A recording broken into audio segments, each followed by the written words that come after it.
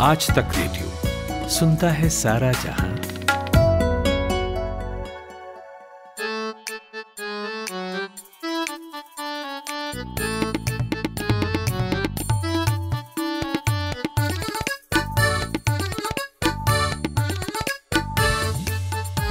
बाईस आधा निकल गया, 2022 का उत्तरार्ध शुरू हो गया है। हमारे यहाँ के लड़के well begun is half done नहीं जानते थे, तो वो कहते थे कि नाधा तो आधा और फिर आधा तो साधा। मगर साधा है एकनाथ संभाजी शिंदे ने। खबर नवीस जिन्हें मुख्यमंत्री बताते रहे वो कुर्सी नहीं फड़ सके और शाही फैसले की वजह से उप कर दिए गए। अनुमान है कि उप कर दिए जाने पर वो उपकृत महसूस नहीं कर रहे हैं। अप्रेजल के मौसम में ये खबर अच्छी नहीं है। Nervous 90s has hit him hard. Twitter पर शुभकामनाएं स्वीकार करने के बाद उनके लिए ये घटना 9 की लकड़ी 90 खर्च जैसी हो गई है। दिल्ली में मॉनसून आया है और मुंबई में ज्वार भाटा। इसी मौसम में 90वां एपिसोड शुरू हुआ चाहता है 3 ताल का, कमलेश ताऊ पाणिनी बाबा और कुलदीप सरदार के साथ। जय हो, जय हो, जय हो, जय हो।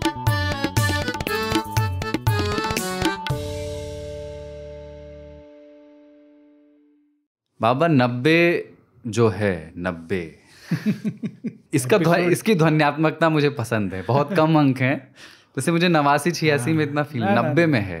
90 जो है ना 26 से राइम करता है। और 94 गए थे 26 बनने, दुबे बनकर आ गए।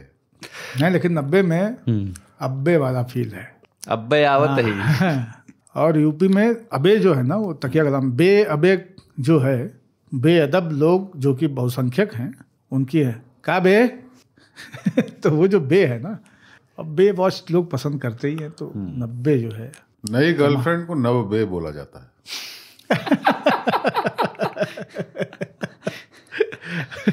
तो 90 में ही शिवसेना पॉपुलर हुई थी। और मेरे ख्याल से 90वें एपिसोड में ठाकरे मुक्त शिवसेना की कहानी हम लोग लिख रहे हैं, लिखना चाहते हैं। और 90 के और भी कई अर्थ हैं भारत के लिए। वो जो जिसको इकोनॉमिक लिबरलाइजेशन कहते हैं कुछ लोग, और कुछ लोग इस शब्द से सहमत नहीं हैं, उसकी शुरुआत इसी दशक में हुई। हाँ, वो 91 में हुई। अगले एपिसोड में कर लेंगे उससे भी। हाँ, पर इस दशक में और मतलब आपको क्या लगता था मनमोहन बच जाएगा? आ रहा है। लेकिन भारतीय राजनीति के लिहाज से भी बड़ा, मतलब ये कांग्रेस के विरोध में भारतीय जनता पार्टी का एक प्रमुख विपक्ष के तौर पे खड़े होने का समय भी यही दशक था जहां से वो बिल्कुल 90 के पहले के दशक में भारत बंधा हुआ था।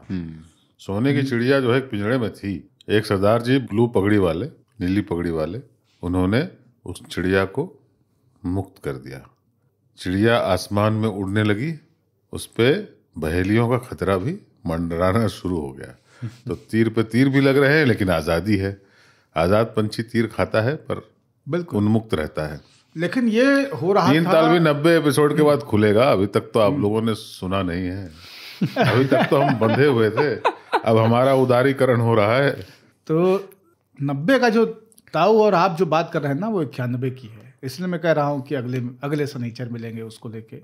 90 की कथा एक ऐसे समाज की कथा है, भारतीय राजनीति और भारतीय समाज में, जिसके नौजवान सामाजिक न्याय के खिलाफ खुद को जला के राख हो चुके थे। चौराहों पे उनके शव थे और उनके जलने के निशान रोडों से मिटे नहीं थे कि धार्मिक न्याय के लिए एक बहुत बड़ी आबादी उठ खड़ी हुई थी। तो सामाजिक न्याय का विरोध करते हुए धार्मिक न्याय की मांग करने वाला समय है 90 का समय। हाँ, 90 में गोस्वामी जलता हुआ मिला था। वो पहला गोस्वामी था, दूसरा जलाता हुआ मिलता है। उनका नाम राजीव गोस्वामी था। पहले It will take some time. It will take many more episodes. दूसरी बात यह है कि जुलाई भी आ गया है। हाँ, और मुझको भी तरकीब सिखा दे यार जुलाई। तो हमारे भावुक गीतों के रसिक आचार्य श्री अल्ताफ राजा ने इस पर क्या कहा है, आपको याद है? हाँ, आप कहें। जुलाई में जो तुमने कि बातचीत कुछ कम। याद तो है। अब क्या हो गया है, एक पूरा साल सुनाने के बाद अब सुनाने को जी नहीं चाहता है। कोई कुरेद देता है तो फिर वो जो थे आसमां पे बादल और मेरी आंखें भी पुरनम। नम। हाँ, उर्दू में ये जो पुर का प्रयोग है ताऊ, पुरनम, पुरकशिश, पुरखुलूस, अच्छा मतलब इसकी ध्वन्यात्मकता सुंदर है। हाँ, चूंकि पुर जो होता है, जो प्रीफिक्स होता है, वो भरपूर से उसका लिंक है, और लेकिन अगर वो सफिक्स होता है, प्रीफिक्स नहीं होकर सफिक्स होता है, तो वो पुरम का किसी शहर का नाम हो जाता है। पूर्णम से याद आया कि देवेंद्र फडणवीस प्रेस कॉन्फ्रेंस में और शपथ ग्रहण समारोह में उनकी शारीरिक भाषा आपने गौर की बाबा? हाँ, वो पुर नहीं थे, कुर थे, कुरे हुए थे।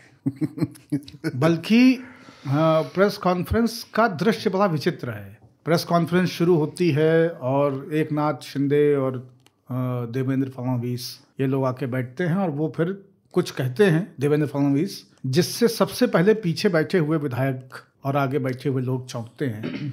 वो कहते हैं कि शिंदे साहब जो है वो मुख्यमंत्री बनेंगे, शिवसेना की सरकार बनेगी, भाजपा उसका समर्थन करेगी, मैं सरकार में शामिल नहीं होऊंगा। ये जो चौथा वाक्य है, यहाँ से एक नए किस्म की खलबली कल राजनीति में देखने को मिली। और कल ये विचित्र ही संयोग था कि मुंबई में ऑरेंज अलर्ट हो रहा था और दिल्ली में 13 इलाके भारी बारिश से जलमग्न हो गए थे। तो मतलब संकेत मिल रहे थे वृष्टि के, मार पड़ रही थी उधर भी और इधर भी। वर्षा का उत्तराधिकारी। वर्षा ऋतु में वर्षा में शिंदे प्रतिबंधित गुस्से। फडणवीस को सुबह बता दिया गया था। हाँ, नहीं बताया, उनको 2 दिन पहले गया था और कि मुख्यमंत्री आप नहीं बनेंगे, वो बनेगा। और उसको लेकर के उन्होंने ऐसा कहा जाता है, लड़ाई लड़ रहे थे फडणवीस को मुख्यमंत्री बनाने की, लेकिन फिर हो गया कि नहीं, शिंदे बनेंगे, आप नहीं बनेंगे। और उन्होंने कहा आप उप मुख्यमंत्री बनेंगे। उन्होंने सुबह उनको बताया कि आप उप मुख्यमंत्री बनेंगे। उन्होंने शाम में पब्लिकली बोल दिया कि मैं बनूंगा ही नहीं। फिर उनको 2-3 फोन कॉल गए तगड़े वाले। नहीं, वो प्रेस कॉन्फ्रेंस में ही हुआ। प्रेस कॉन्फ्रेंस जिसको वो संबोधित कर रहे थे, उस प्रेस कॉन्फ्रेंस में पहले तो शिंदे के लोग चौंके, शिंदे खुद और ये बीजेपी के तमाम सारे विधायक चौंके। उस प्रेस कॉन्फ्रेंस के बाद में जब भाजपा के तमाम विधायकों से रिएक्शन मांगे गए तो वो सबके सब चौंके हुए थे। उन्होंने कहा भाई फडणवीस जी ही बताएंगे कि उन्होंने जो अनाउंस किया है, हमें तो इसकी कोई जानकारी नहीं है। तो एक तरह की अनभिज्ञता थी। लेकिन उस प्रेस कॉन्फ्रेंस में ही फडणवीस से थोड़ा तिरछे पीछे की तरफ बैठे हुए एक व्यक्ति को प्रेस कॉन्फ्रेंस खत्म होने से पहले एक फ़ोन आता है। वो व्यक्ति उस फ़ोन पे बात करता है और उसके बाद में फ़ोन फडणवीस को बढ़ाता है। फडणवीस उस फ़ोन को कान से लगा के कुछ बात सुनते हैं और अचानक से उनके चेहरे पे जर्मनी से अमेरिका हो जाता है भाव। एकदम से मतलब रूसी हो जाते हैं वो, वाइट जो लालिमा थी वो इवेपोरेट कर जाती है। आपने कभी सड़क पर किसी एक पुलिसकर्मी को, जो अधिकारी नहीं है, पुलिसकर्मी को अचानक जो लोग एसपी से बात कराते हैं, उस आपने रिएक्शन देखा है? वही सर तो वही होता है और वही कल हुआ। और उसके बाद में मुझे लगता है कि 2 वरिष्ठ साथी जो धीरे धीरे 2 वरिष्ठ लोग दिल्ली से, उसमें से एक ने एक टेलीविज़न के लिए कंटेंट देने वाली समाचार एजेंसी को बुलाया और उस पर कहा कि वो मुख्यमंत्री बनेंगे, पार्टी ऐसा चाहती है। और दूसरे दिन को फ़ोन किया और कहा कि बेटा सदरी यही पहने रहो या दूसरी मंगा लो, शपथ तो तुमको लेनी है। और उसके बाद में 2 घंटे में महाराष्ट्र में लोग ना आई शपथ लेते हैं। तो उनको शपथ लेनी पड़ी। ऐसा कहा जाता है। मैं नहीं जानता था आई का मतलब क्या होता है बचपन में। मैं सोचता था कि वो जो गवर्नर या जो भी शपथ दिलवाते हैं ना, वो बोलते हैं आए फिर बंदा अपना नाम लेता है। नहीं, लेकिन महाराष्ट्र में ताऊ ये नहीं है। महाराष्ट्र में मी तो कि वो आई शपथ का मतलब जो आई से शुरू होने वाला शपथ है। फिर पता चला आई तो माई को बोलते हैं। आई मी वी एस, आई ला, वो भी वहीं से आता है। तुझा आई चा, वो भी वहीं से आता है। यही बात अगर हिंदी में मैं बोलता तो गाली होती। माना जा रहा था और ये बहुत विचित्र संयोग है। अब राजनीति में ये बहुत मतलब डिटेलिंग जब आप इस पूरे घटनाक्रम की देखें तो कल के पूरे घटनाक्रम में कमाल ये नहीं है कि शिंदे ने शपथ ले ली, कमाल ये है कि देवेंद्र फडणवीस ने ऐसा क्यों किया। और वहाँ पे समझ में आता है कि ये एक मराठा बार्गेन है, जिसको लगता है कि 30% वोट उसके पास हैं, जिसको लगता है कि वो ब्राह्मण जाति को रिप्रेजेंट करता है, जो नागपुर में 2 सबसे प्रिय भारतीय जनता पार्टी के चेहरों में से एक है, गडकरी के बाद दूसरा है, जिसको ये दम्भ है कि नागपुर से है वो, और 2 बार मुख्यमंत्री रह चुका है, एक बार झटके का और एक बार मटके का, मतलब लंबे समय तक भी रहा और वैसे भी रहा। तो ये दुरागमित व्यक्ति जो है उसको लगा था कि नहीं ये कहने के बाद में वो सध जाएंगे। लेकिन भारतीय जनता पार्टी में एक चीज़ बड़ी कमाल की है, मैं शब्द का वहाँ पे अस्तित्व नहीं है। वो मैं शब्द अपनी कार्यशैली और भाषा में स्मृति ईरानी ने इस्तेमाल किया हो, वो मैं शब्द प्रशांत किशोर ने 2014 में इस्तेमाल किया हो, वो मैं शब्द मुरलीधर राव और राम माधव जैसे लोगों ने इस्तेमाल किया हो, वो पंकजा मुंडे ने इस्तेमाल किया हो, जिसने मैं शब्द को इस्तेमाल करने की कोशिश की, माचिस उसको माचिस लगा दी गई।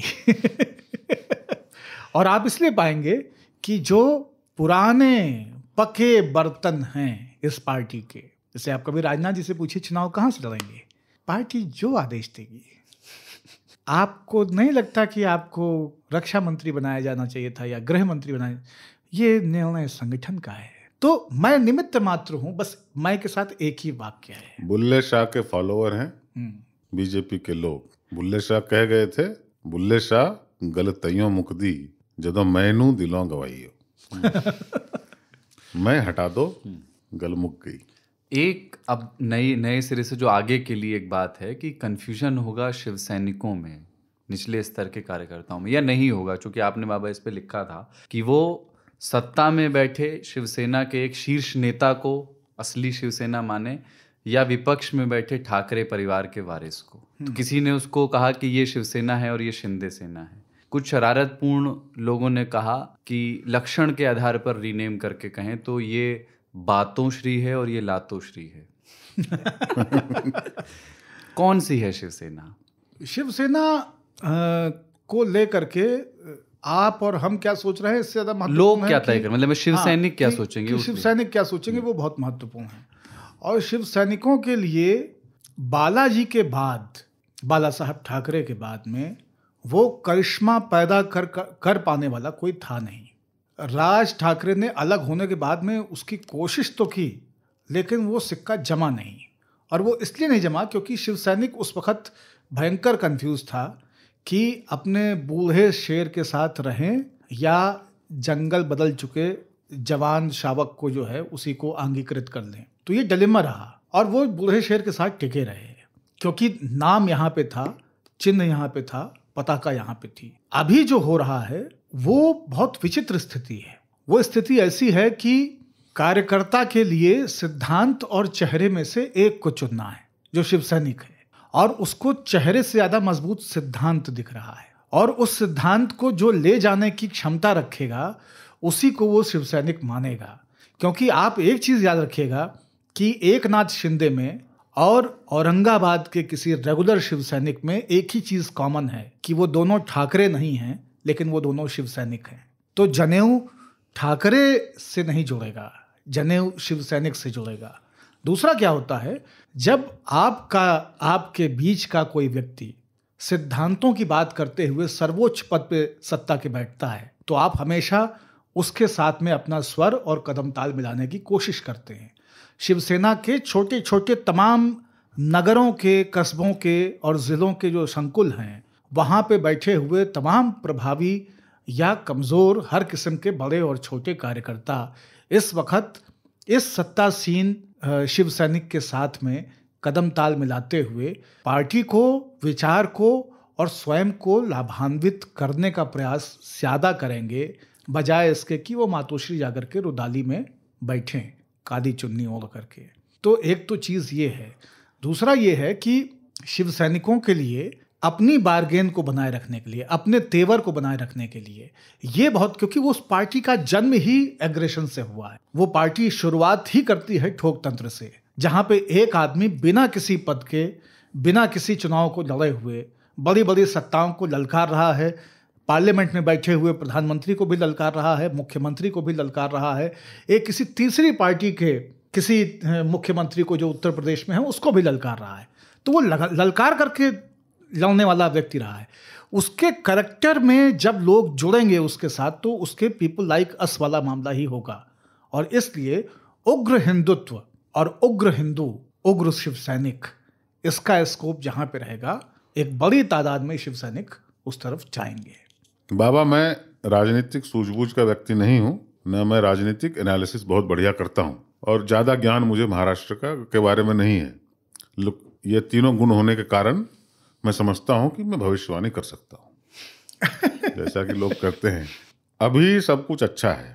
बाबा ने बोला पताका बीड़ी देखा है आपने, उसका बंडल, उसमें एक आदमी की फोटो होती है जो बहुत अनइंटरेस्टेड होता है फोटो खिंचवाने में।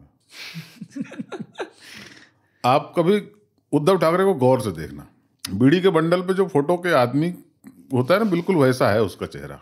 हाँ, उदास निश्चेष्ट। हाँ, लेकिन उसके नीचे लिखा होता नक्कालों से सावधान, 502 नंबर यही है। चाहे वो आदमी कितना अनइंटरेस्टेड हो, कितना बड़ा राहुल गांधी हो, सरनेम बहुत इंपॉर्टेंट है। सेना, शिव सैनिक अभी एकनाथ शिंदे के साथ भी होंगे, कुछ परिवार के साथ रहेंगे, लेकिन भाजपा जो कि सरकार को कंट्रोल कर रही है और अब शिवसेना को भी कंट्रोल कर रही है, वह 2024 के पहले इंश्योर करेगी कि एकनाथ शिंदे जो पताका बीड़ी के बंडल पे जिनकी फोटो है उनको असली माने और स्वीकार कर ले। अगला चुनाव जो लोकसभा का चुनाव है बड़ा वाला, वो भाजपा और शिवसेना साथ लड़ेंगे। उद्धव ठाकरे ही सेना के सुप्रीम लीडर होंगे, चाहे प्रैक्टिकली शिंदे कितने ही पावरफुल हों, या उद्धव ठाकरे को ये पावरफुल बना देंगे। उद्धव ठाकरे से जितना उनको करना था उन्होंने कर दिया, उनको नाक रगड़वानी थी रगड़वा दिया, ह्यूमिलिएट कर दिया।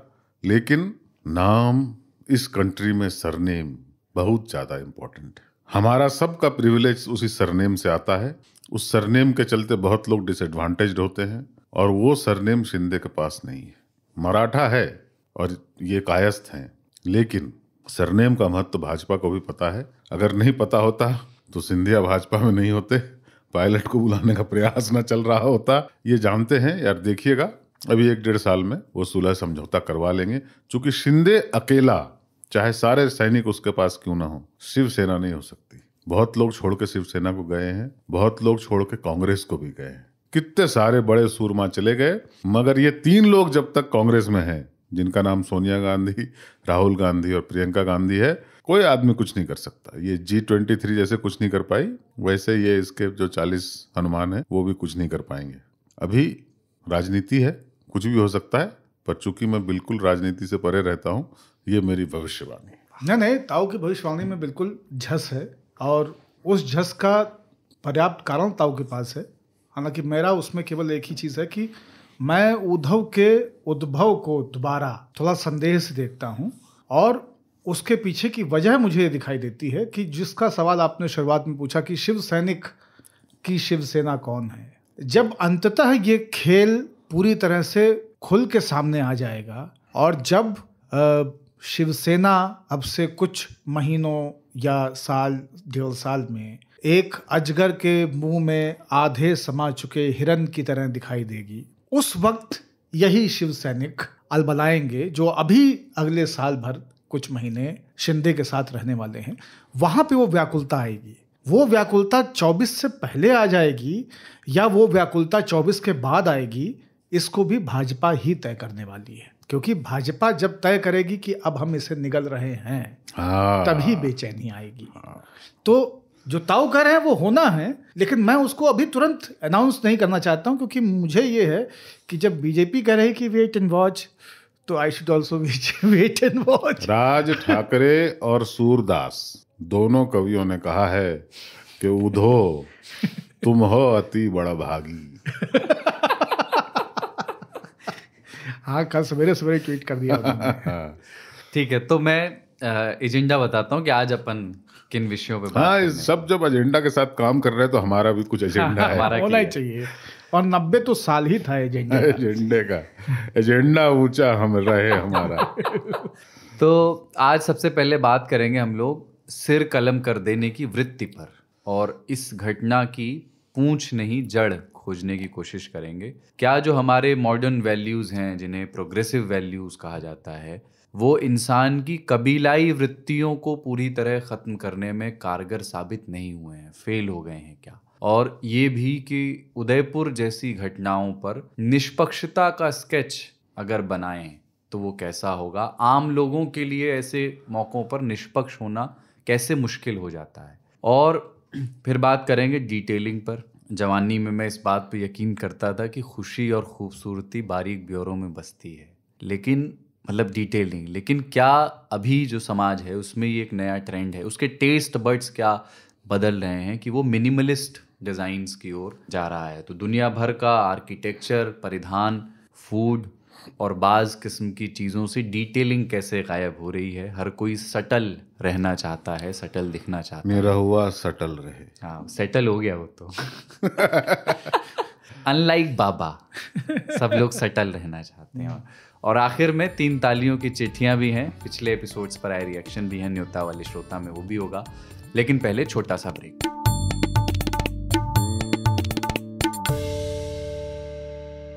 धरती चौकोर नहीं, गोल है। बरमूडा ट्रायंगल में कुछ तो झोल है। ब्लू स्काई में समंदर का रोल है। आपको पता है कोहिनूर का क्या मोल है? मोटी किताबें मत उठाइए, गूगल भी मत चलाइए, बस आज तक रेडियो पर ज्ञान ध्यान लगाइए। हर वेडनेसडे से संडे रोज लगेगी क्लास एप्पल पॉडकास्ट, विंक म्यूजिक, स्पॉटिफाई, जियो सावन और गूगल पॉडकास्ट पर। आज तक रेडियो पर आप 3 ताल सुन रहे हैं ताऊ, बाबा और सरदार के साथ। बाबा ताऊ, उदयपुर में जो हुआ उससे अपन को शुरुआत करनी है। जब दुनिया में राजशाही थी तब सिर कलम करना एक स्टैंडर्ड प्रैक्टिस थी। जैसे मतलब आज फांसी, उस समय राजा न्याय तय करते थे और सिर कलम कर दिया जाता था और उसको स्वीकार किया जाता था एक न्याय के तौर पर। पुराना यूनान और यूरोप सब जगह पर ये एक्सेप्टेबल डेथ पनिशमेंट थी। लेकिन इंसान के तौर पर हम इवॉल्व हुए और ये पाया गया कि ये नहीं है, ये नृशंसता है, या मानव विकास के क्रम में इस कुछ चीज़ों को जिन्हें हमें छोड़ देना चाहिए, वो उनमें से एक है। तो ये एक प्रशासन के अपराध के तौर पर इस सूची से इसको हटा दिया गया। नहीं, सब जगह नहीं। सऊदी अरेबिया में अभी भी हाँ, सर कलम ही किया जाता है और चौक पर किया जाता है। हमें मॉडर्न प्रोग्रेसिव वैल्यूज़ के हिसाब से कह रहा हूँ, कुछ जगहों पर सऊदी अरेबिया बहुत मॉडर्न है। हाँ, पर यह है कि कुछ ही देशों में वो रह गया। हाँ, और डेथ पनिशमेंट भी, जैसे जहाँ पर डेथ पनिशमेंट दूसरे तरीकों से पहले अपनाई हमने कि नहीं फांसी दे दीजिए या इलेक्ट्रिक चेयर, उसको लेकर के भी कई देशों ने हटा दिया और कई जगहों पर बहस चल रही है कि हटा देना चाहिए। हाँ, हमारा प्रोग्रेस ये है कि अमेरिका में बहुत सारे राज्यों में इंजेक्शन देते हैं, उसके पहले अल्कोहल का स्वाब भी लगाते हैं, कोई इन्फेक्शन ना हो जाए इसको, है ना। तो अपन बहुत मानवीय हो गए इन चीजों में कि देखना यार कोरोना ना हो जाए, उसको इंजेक्शन देते हुए मास्क पोंछ के ही सुई लगाना है। हाँ, पोंछ के थोड़ा सा हल्का सा, है ना। तो स्पिरिट वाली रुई जो है फेर के। हाँ, लेकिन मैं ये कह रहा था इसमें, हम ये समझते हैं भारत में कि यार फांसी देना जो है वो बहुत सभ्य चीज है।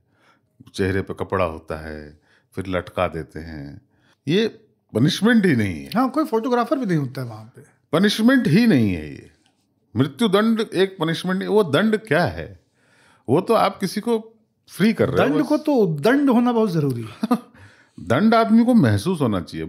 गैंग्स ऑफ वासेपुर में मनोज वाजपेयी एक की आंख खोल के कहते हैं, देखा है आपने? हाँ, कि देख, वैसा करना चाहिए।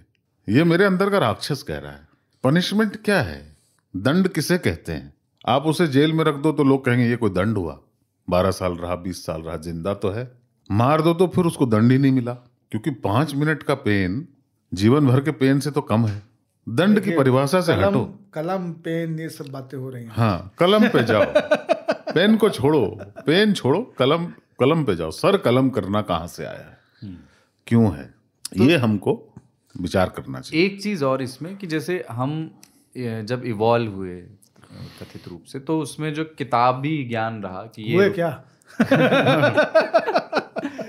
तो जो किताबी ज्ञान रहा, संविधान, नियम, रूल बुक, या उसके पहले और दूसरी तरह की किताबें कि ऐसा करना चाहिए, ऐसा नहीं, जो नियम कायदे बने वो रहे और उनका सामान्य परिस्थितियों में पालन भी होता रहा। लेकिन जो कॉन्फ्लिक्ट सिचुएशंस थी, जो जहां आपके संवेदना के सूक्ष्म तार हिले, जैसे कि उदयपुर की घटना थी, तो हम वापस वही हो गए जो हम हजारों साल पहले थे, या हमने होना चाहा, या कम से कम एक बार उसके बारे में सोचा।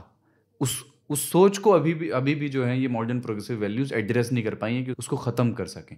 फिर हमने किया, मतलब हम इवॉल्व होकर के भी हमने क्या उखाड़ा है? जो स्वतंत्रता, समानता, बंधुत्व है, व्यक्ति की चेतना में एक्सटेंशन को हम इवॉल्व करना कह रहे हैं। ऐसा नहीं है कि पहले मनुष्य जंगल में रहता था और अब वो देवताओं के अनुरूप है या देवताओं की प्रतिकृति बन चुका है।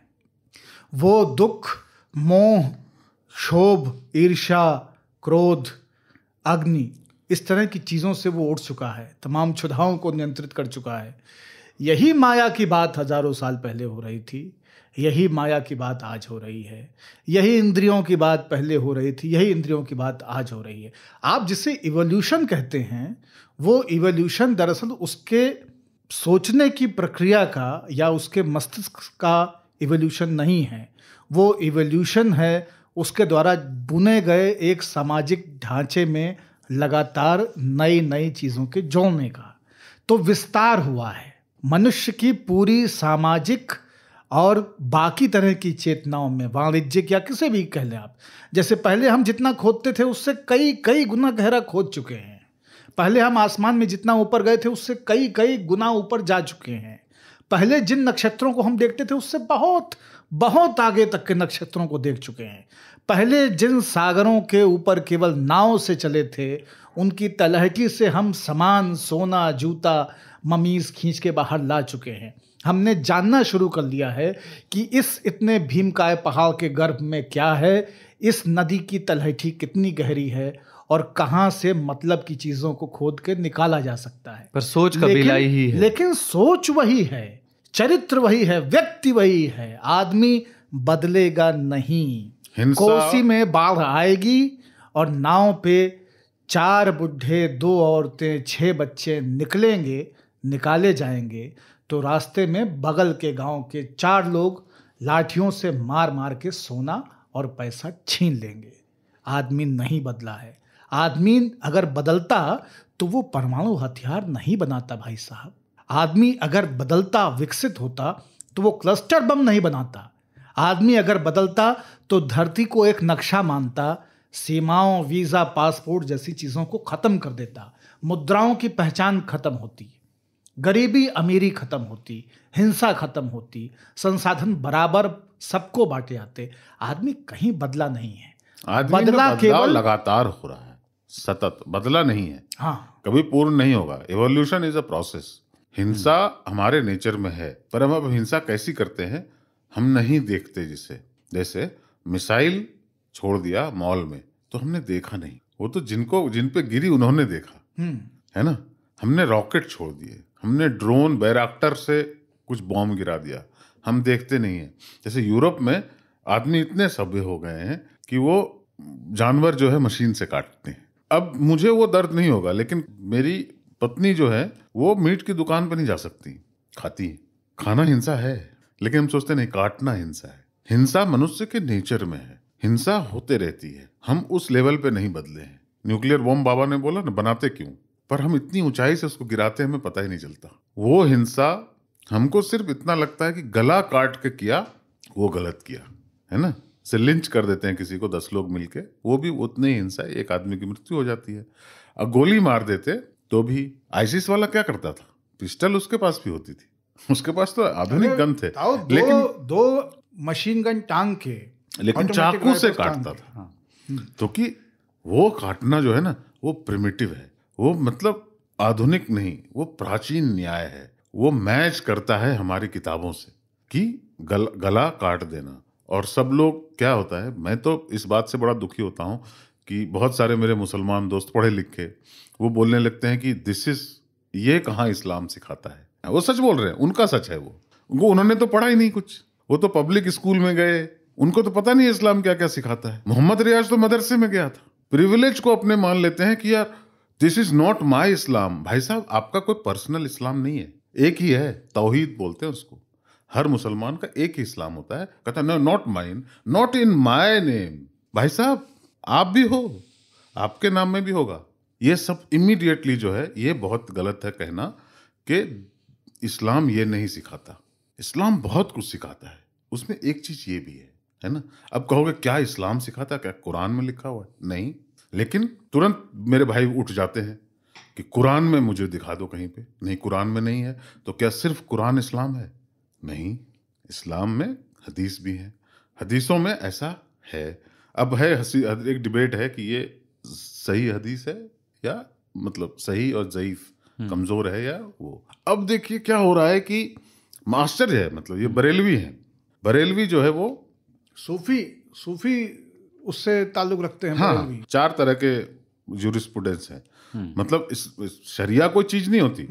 कुरान और हदीस की लाइट में, उसके आलोक में लोगों ने कुछ नियम बनाए, कैसे जीवन, आदर्श जीवन जीना चाहिए। उसमें से जो हनफी फिका है वो उसका हिस्सा है बरेलवी सेक्ट। उनमें तो नियम है कि गैर मुस्लिम अगर करे रसूल के बारे में कोई नीची हरकत, उनकी नामूस पे कोई बकवास करे, गैर मुस्लिम अगर करे तो उसे माफी मांग लेने पे छोड़ देना चाहिए। मुस्लिम करे तो फिर सजा और है, गैर मुस्लिम करे तो उसको माफी मांगने पे छोड़ देना चाहिए। बाकी कुछ लोग कहते हैं कि नहीं, इस पे समझौता नहीं होना चाहिए। अब क्या है कि प्रॉफिट हिमसेल्फ जब वो खुद थे वो अपने मुताबिक डिसीजन लेते थे। ऐसा नहीं है कि उन्होंने छोड़ दिया। अपने इंसल्ट होने पे उन्होंने कई लोगों को बोला इसकी गर्दन उतार दो, लेकिन कुछ को माफ भी कर दिया। तो कुछ लोग क्या करते हैं, जो पेसिफिस्ट लोग हैं, जिनके दिल में थोड़ा सा दर्द है, तो वो कहते हैं कि नहीं, आप ये वाला एग्जाम्पल लीजिए, उन्होंने माफ कर दिया था। लेकिन ये जो कट्टरवादी हैं वो कहते हैं नहीं, वही वाला एग्जाम्पल क्यों लो, वो वाला लो जिसमें उन्होंने माफ नहीं किया था। अब इस चक्कर में सब लोग पागल हैं। पर हमारे मदरसों में, इसी देश के मदरसों में, ये टेक्स्ट बुक में पढ़ाया जाता है कि हमारा धर्म सुप्रीम है ना। वो अरबी में सुबह सुबह अजान में बोलते भी हैं, पर हम ये जानते हैं ना, आम मुसलमान नहीं मानता। आम मुसलमान अपना रोजी रोटी कमाता है, नौकरी करना चाहता है, जैसे सभी लोग को बच्चे बढ़ रहे हैं वैसे अपने बच्चों को शिक्षा तालीम देना चाहता है। लेकिन जो अफोर्ड नहीं कर सकते उनके बच्चे मदरसे में जाते हैं। मदरसों में इस तरह की हार्डलाइन बातें सिखाई जाती हैं जो उनके मन में रहती हैं। इस बंदे ने, कन्हैया लाल ने, थोड़ी ना प्रॉफिट के बारे में कुछ बोला था। उसने या उसके बच्चे ने या किसी ने, नुपुर शर्मा जिसने की प्रॉफिट के बारे में कुछ बोला था, उसके सपोर्ट में कुछ फेसबुक पोस्ट की थी और उसके नेबर ने बोल दिया था कि तुम इसको डिलीट करो। उसने डिलीट भी कर दिया था, पर वो फैल गया कि भाई इस आदमी ने ऐसा कुछ किया है। अब आप उसको बोल रहे, कुछ लोग बोल रहे हैं यार वो आतंकवादी हैं। घुस गए। राजस्थान सरकार के तो बहुत स्मार्ट पुलिस ऑफिसर थे, उन्होंने कहा यार इसका तो पाकिस्तान से कनेक्शन है ना, क्योंकि उनके फोन में पाकिस्तान के नंबर मिले हैं। अरे मेरे फोन में भी पाकिस्तान के नंबर हैं। कनेक्शन क्या होता है, मैं भी 10 लोगों को जानता हूँ। नहीं, एनआईए को मिल जाते हैं नंबर, जो आपने एनआईए तुरंत इंटरनेशनल, आईएसआई, आईसिस सबकी कॉन्स्पिरेसी बना देते हैं। हकीकत ये है, आम मुसलमान इनडॉक्ट्रिनेटेड। एक बंदा तो तबलीगी करता था, उसका काम ही तबलीगी, मतलब दावत इस्लामी की का काम कर खिदमत करना था। उसके मन में आया, उसने स्पेशल छुरा बनाया, उसको जुल्फिकार की शक्ल देने की कोशिश की। आपने छुरा देखा? हाँ, मतलब वो इसी के लिए बनाया गया था कि जुल्फिकार की तरह दिखे। और मतलब बहुत ही पुअर था, डिजाइन बहुत लीचड़ था उसका, बहुत लीचड़। और तलवार को चाकू में कैसे ब्रीफ कर सकते हो, पर उसने किया और उसने नहीं, उसका चाकू का स्टाइल है वो 2 तरह के, मतलब कबीले के जो हथियार हैं उसमें एक तो वो है जिसमें आपके पास लंबी तलवारें हैं, और कई बार दोनों तरफ वाली हैं, कई बार एक तरफ वाली हैं। दोनों तरफ वाली तलवारें बेसिकली मुसलमानों ने यूरोपियन से अडॉप्ट की। चर्च की तलवारें 2 मुही तलवारें होती थी, दोनों तरफ धार होती थी उसमें। हाँ, इनकी एक तरफा होती थी और ऊपर को थोड़ी सी मोड़ी हुई। जुल्फकार में 2 जबानें थीं, हाँ, एक के बजाय। तो इस तरह की तलवारों का गठन रहा। लेकिन जुल्फकार की 2 नोक होती थी, वो अली का तलवार था। अली का तलवार था। प्रॉफिट मोहम्मद, वो जुल्फकार अली भुट्टो की नहीं थी। इसी में मैं बोल चुका हूं पहले, प्रॉफिट मोहम्मद की जो फेवरेट तलवार थी वो मेक इन इंडिया थी, वो भारत से बन के गई थी, उसका नाम मोहन्नद था। तो ये जो दूसरा चक्कू जो मिला है ना, ये चक्कू होते थे कमर के पास एक तहमत से लंबाई का कपड़ा कमर बंद की तरह बांधने का रवाज था, और उसके ऊपर एक चोंगा हुआ करता था, सेकंड प्रोटेक्शन लेयर, क्योंकि अंदर तो आपने एक पूरा डाल रखा है लंबा कपड़ा, एक कवर जैसा होता था, तो उस कवर में या चादर डालते थे लोग, तो ये उसमें खोस के रखने वाली छोटी तलवार होती थी। जब आप कम दूरी से वार कर रहे हैं तो वहां पे ये इस्तेमाल होगा, या आपको कोई और काटपीट भी करनी है तो आप इससे कर लेंगे। तलवार आप तभी निकालेंगे, जैसे आप जंगल में जा रहे हैं तो ऐसा नहीं कि तलवार से डंडियां काटते हुए चलेंगे। तलवार केवल जंग के लिए इस्तेमाल होनी है, उसकी धार को कंप्रोमाइज नहीं करना है। इन्होंने जो डिजाइन बनाया है वो उस तरह का है। मैं वो एक बात फिनिश कर लूं। क्या होता है कि हमारे यहाँ भी जब कोई एक मुसलमान को 10 लोग मिलके मार देते हैं गाय के नाम पे, सिर्फ उसके मुस्लिम होने पर, जिसको हम लिंचिंग नाम दिया गया है, पर वो सीधा सीधा धार्मिक घृणा के कारण की गई हत्या है ना, सामूहिक रूप से। उसमें क्या होता है कि जब धर्म के नाम पे कोई मारा जाता है तो हिंदुओं को ओन करना पड़ता है। उसमें से कुछ लोग बोलेंगे अरे यार हिंदू हो ही नहीं सकता, है ना, ऐसे ये कोई हिंदू है, ये तो आतंकवादी है, ये तो बहुत ही गलत लोग हैं, इनका हिंदुइज्म से कोई लेना देना नहीं है। जबकि वो कह रहा है कि मैं इसलिए इसको मार रहा हूं चूंकि इसने गाय की हत्या की, या मुझे शक है इसके पास गाय का मांस है। मुसलमानों में भी ये बीमारी है, इमीडिएटली कहना कि धर्म से, अरे आप उसका धर्म से, वो तो कह रहा है ना, आप उसकी बात को मानोगे कि नहीं मानोगे? जो आदमी कर रहा है ये काम, धर्म से लेना देना है इसका। और आपको सिर्फ ये कहना चाहिए कि आपको सोचना चाहिए कि इसको कैसे कम करें। क्या आदमी, आप तो पढ़े लिख लेते हो, आप इमीडिएटली चाहते हो कि धर्म पे कोई अटैक ना करे, है ना, धर्म से इसको तुरंत अलग कर दो, आतंकवादी बोल दो। दो साधारण, एक वेल्डर और एक मतलब प्रॉपर्टी डीलर, आप उसको तुरंत आतंकवादी कह दो, अंतर्राष्ट्रीय बता दो, तो आपको भी खुशी होती है कि चलो धर्म से छिटक गया। धर्म का इसमें रोल है, जो कुछ पढ़ाया आदमी के दिमाग में सिखाया जाता है उसका रोल है, बच्चों को मदरसे में पढ़ाया जो जाता है उसका भी रोल है। हमारे जो, मैं मतलब लोग बोलेंगे हम मंकी बैलेंसिंग कर रहे हो, पर हकीकत यह है कि ये जो स्वामी जो एक यति नरसिंहानंद है और बाकी तरह के जो आजकल का आतताई स्वामी निकले हैं, वो भी जो कुछ मंचों पर बोल रहे हैं, वो युवा जो बच्चे हैं, बड़ों को तो कोई आज़ादी है, आप कितना भी गंद सुनो, आप अपना डिसीजन लो जिंदगी का, यार क्या करना है। पर बच्चों को जो जब आप इंडोक्ट्रिनेट करते हो तो वो घृणा से आगे चलकर इन चीज़ों को यह मान लेता है कि यह सही है, किसी को इस धर्म के नाम पे कत्ल कर देना सही है। इस बात से हमको स्वीकार करना चाहिए। अगर स्वीकार नहीं करेंगे, आप डायग्नोसिस नहीं करना चाहोगे तो इलाज नहीं होगा। तो आपने शायद नाम सुना होगा, इरशाद मांझी एक महिला हैं, वो कनाडा में रहती हैं और वो स्वयं को रिफॉर्मिस्ट रुझान की बताती हैं। कनाडा में ही रहते हैं ये लोग। हाँ, इधर रहेंगे तो मारे जाएंगे। हाँ, उनको थ्रेट्स ऐसे मिलते हैं। तो वो कहती है इज्तिहाद, जिसका जिक्र है, इज्तिहाद जिसका ये मतलब है कि हदीस की वो चीज़ें जिनको पहले व्याख्यायित किया गया, बहुत पहले, उसको नए सिरे से उसकी व्याख्या होना चाहिए। सलमान जो है, मोहम्मद बिन सलमान, सऊदी अरेबिया के प्रिंस जो आगे चल के राजा बनेंगे, उन्होंने भी बोला है MBS ने कि it is time that we take a relook at हदीस, कि भाई वो बातें मोहम्मद साहब के, मतलब रसूल अल्लाह के 200 साल बाद अगर कोई आदमी चीजें इकट्ठा कर रहा है कि उन्होंने ये किया था, उन्होंने ये बोला था, वो ऐसे उठते थे, वो ऐसे बैठते थे, उसमें बहुत सारी चीज, वो उसमें सिलसिला होता है कि फलाने ने फलाने को बोला, फलाने ने इसको बोला, इसके बोला, इसलिए ये सही है क्योंकि ये 3 लोगों से कंफर्म हो रहा है। बहुत अच्छा मेथड है, मैं उसको बहुत प्रेफर करता हूँ। इनफैक्ट जिस तरह से वो सही और गलत को डिसाइड करते हैं, हाँ, उसमें वो एक की बात पे नहीं जाते, पर क्या उससे हम जीवन जी सकते हैं आज, ये बात तो सोचनी पड़ेगी।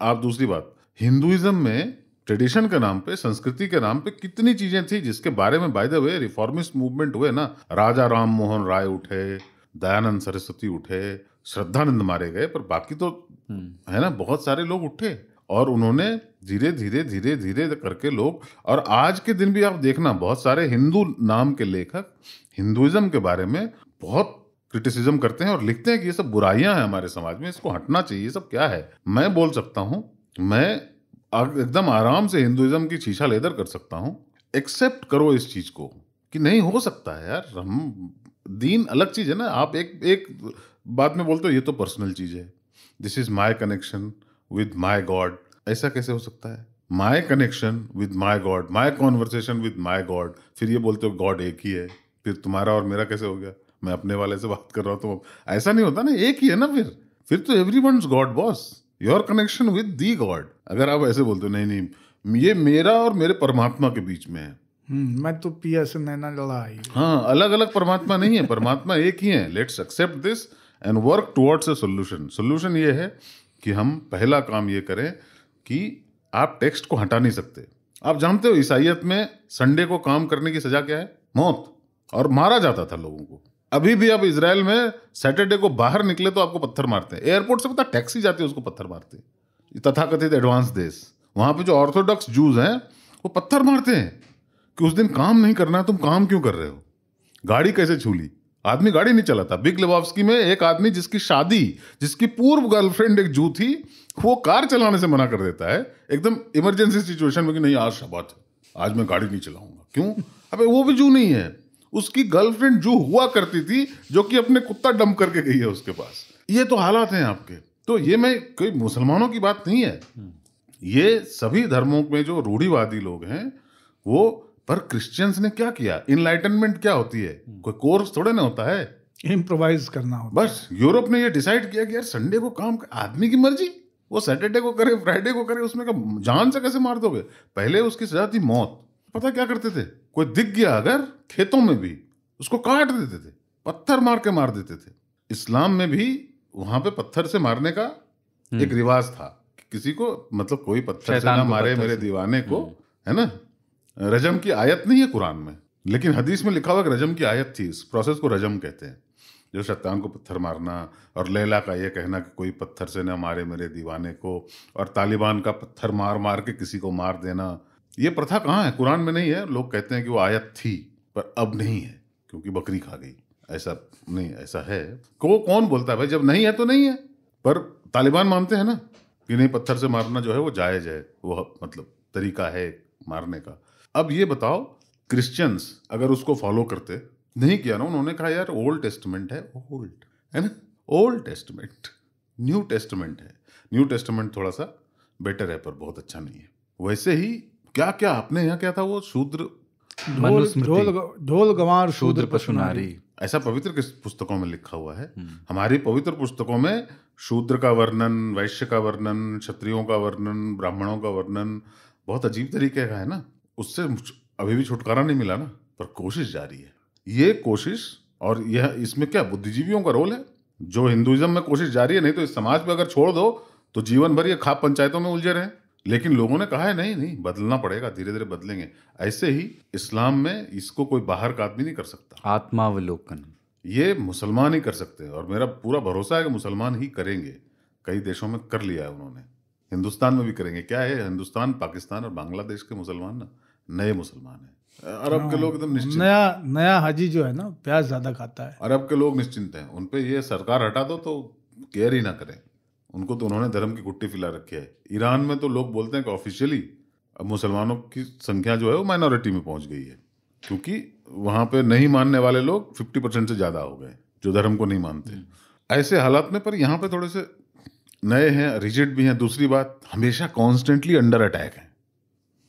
मतलब कुछ सालों से तो है ही ना, भाजपा वाले ना माने। आइडेंटिटी क्राइसिस भी है, हीनता भी है, वो रिकॉग्निशन नहीं है। ईरान के मुसलमान को ये चुनौती कभी नहीं थी कि उसको मुसलमान माना जाएगा कि नहीं माना जाएगा, लेकिन हिंदुस्तान के मुसलमान को हमेशा ये क्राइसिस रही कि उसको अरब में, ईरान में, बाज और मुल्कों में उसको मुसलमान मानेंगे कि नहीं मानेंगे। और दूसरा क्या हुआ कि आपने देखिए, पूरी सरफरोश फिल्म बन गई इसी पे। अरे पूरा पार्टीशन हो गया इस बात पे कि हम अलग हैं।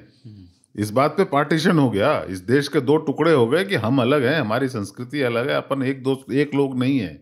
तो ये था कि पार्टीशन क्यों मान गए सभी लोग कि चलो यार सोल्यूशन हो जाए। जो लोग ये समझते हैं कि हम नहीं हैं उनको अलग रहने दो, जो ये समझते हैं कि हम सब एक हैं वो एक साथ रहेंगे। अब क्यों झगड़ रहे हो? अब तो एक्सेप्ट कर लो ना कि हम सब एक हैं, हम एक ही हैं। धर्म अलग है, वैसे तो पूजा पद्धतियां अलग होती हैं, लेकिन और धर्म का क्या है, आज है कल नहीं।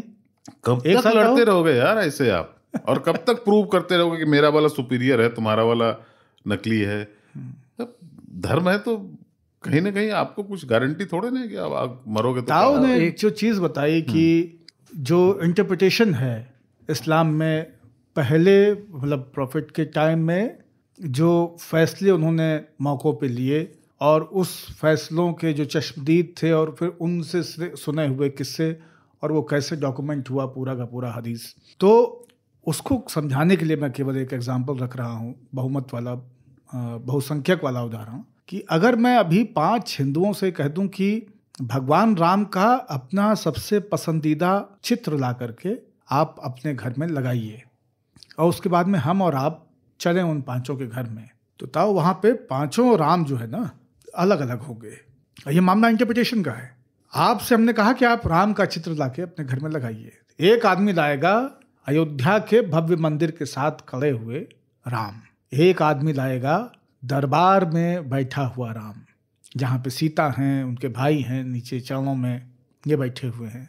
एक लाएगा हनुमान से गले मिलते हुए राम, एक लाएगा कोई छोटे से बटुक राम, बाल अवतार वाले राम, और एक के लिए राम जो होगा वो एकदम सजा हुआ, धनुष मुकुट पहना हुआ एक सिंगल पोर्ट्रेट राम होगा।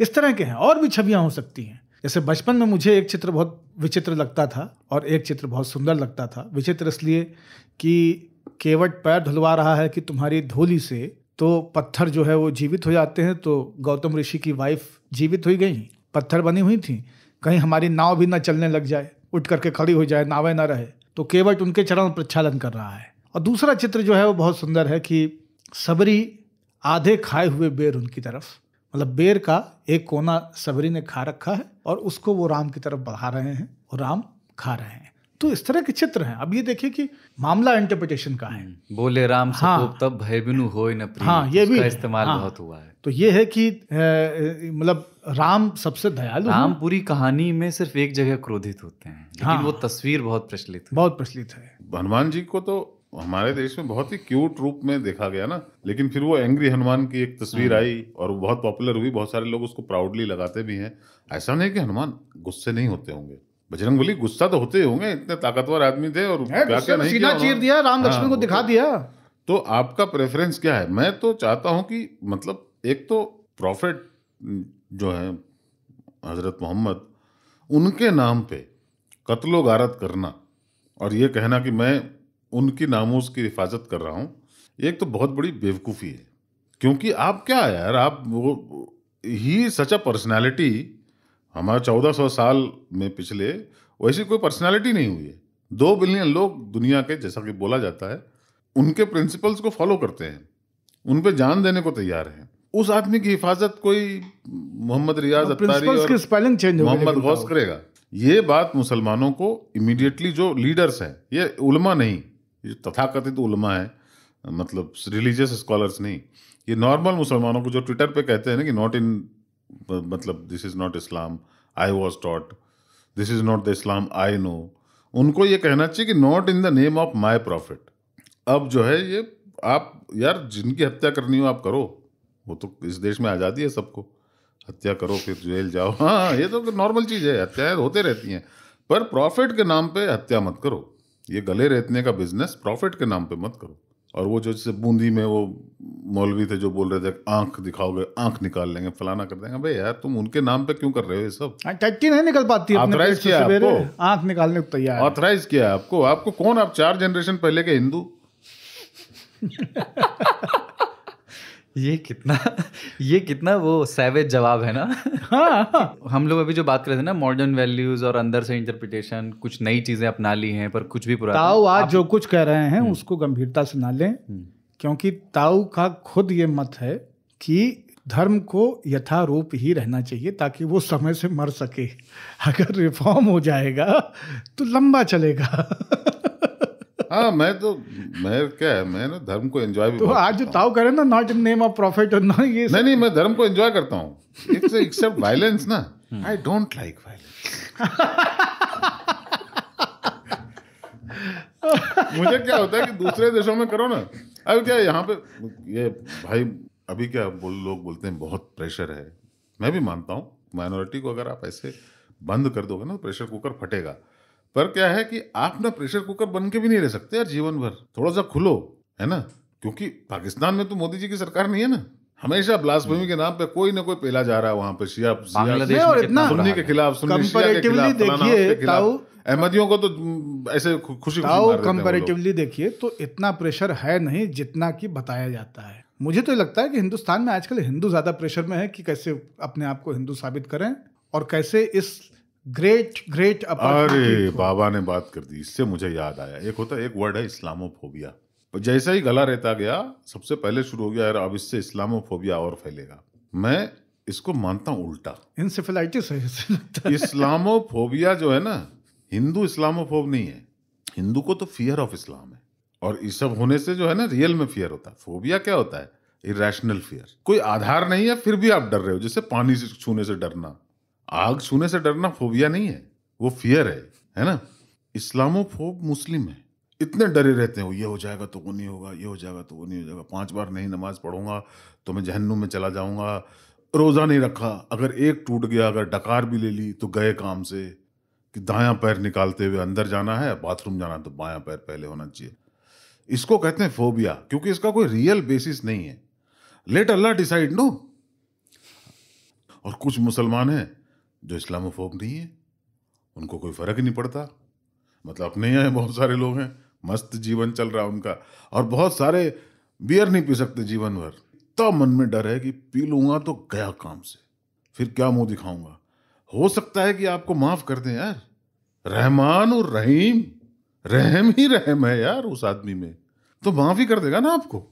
जो आदमी तौबा करने पे किसी भी चीज को माफ कर देता है, कर लो तौबा कर लो। तौबा तौबा, शराब से तौबा, है ना। अजीज मियां तो पी रहे थे।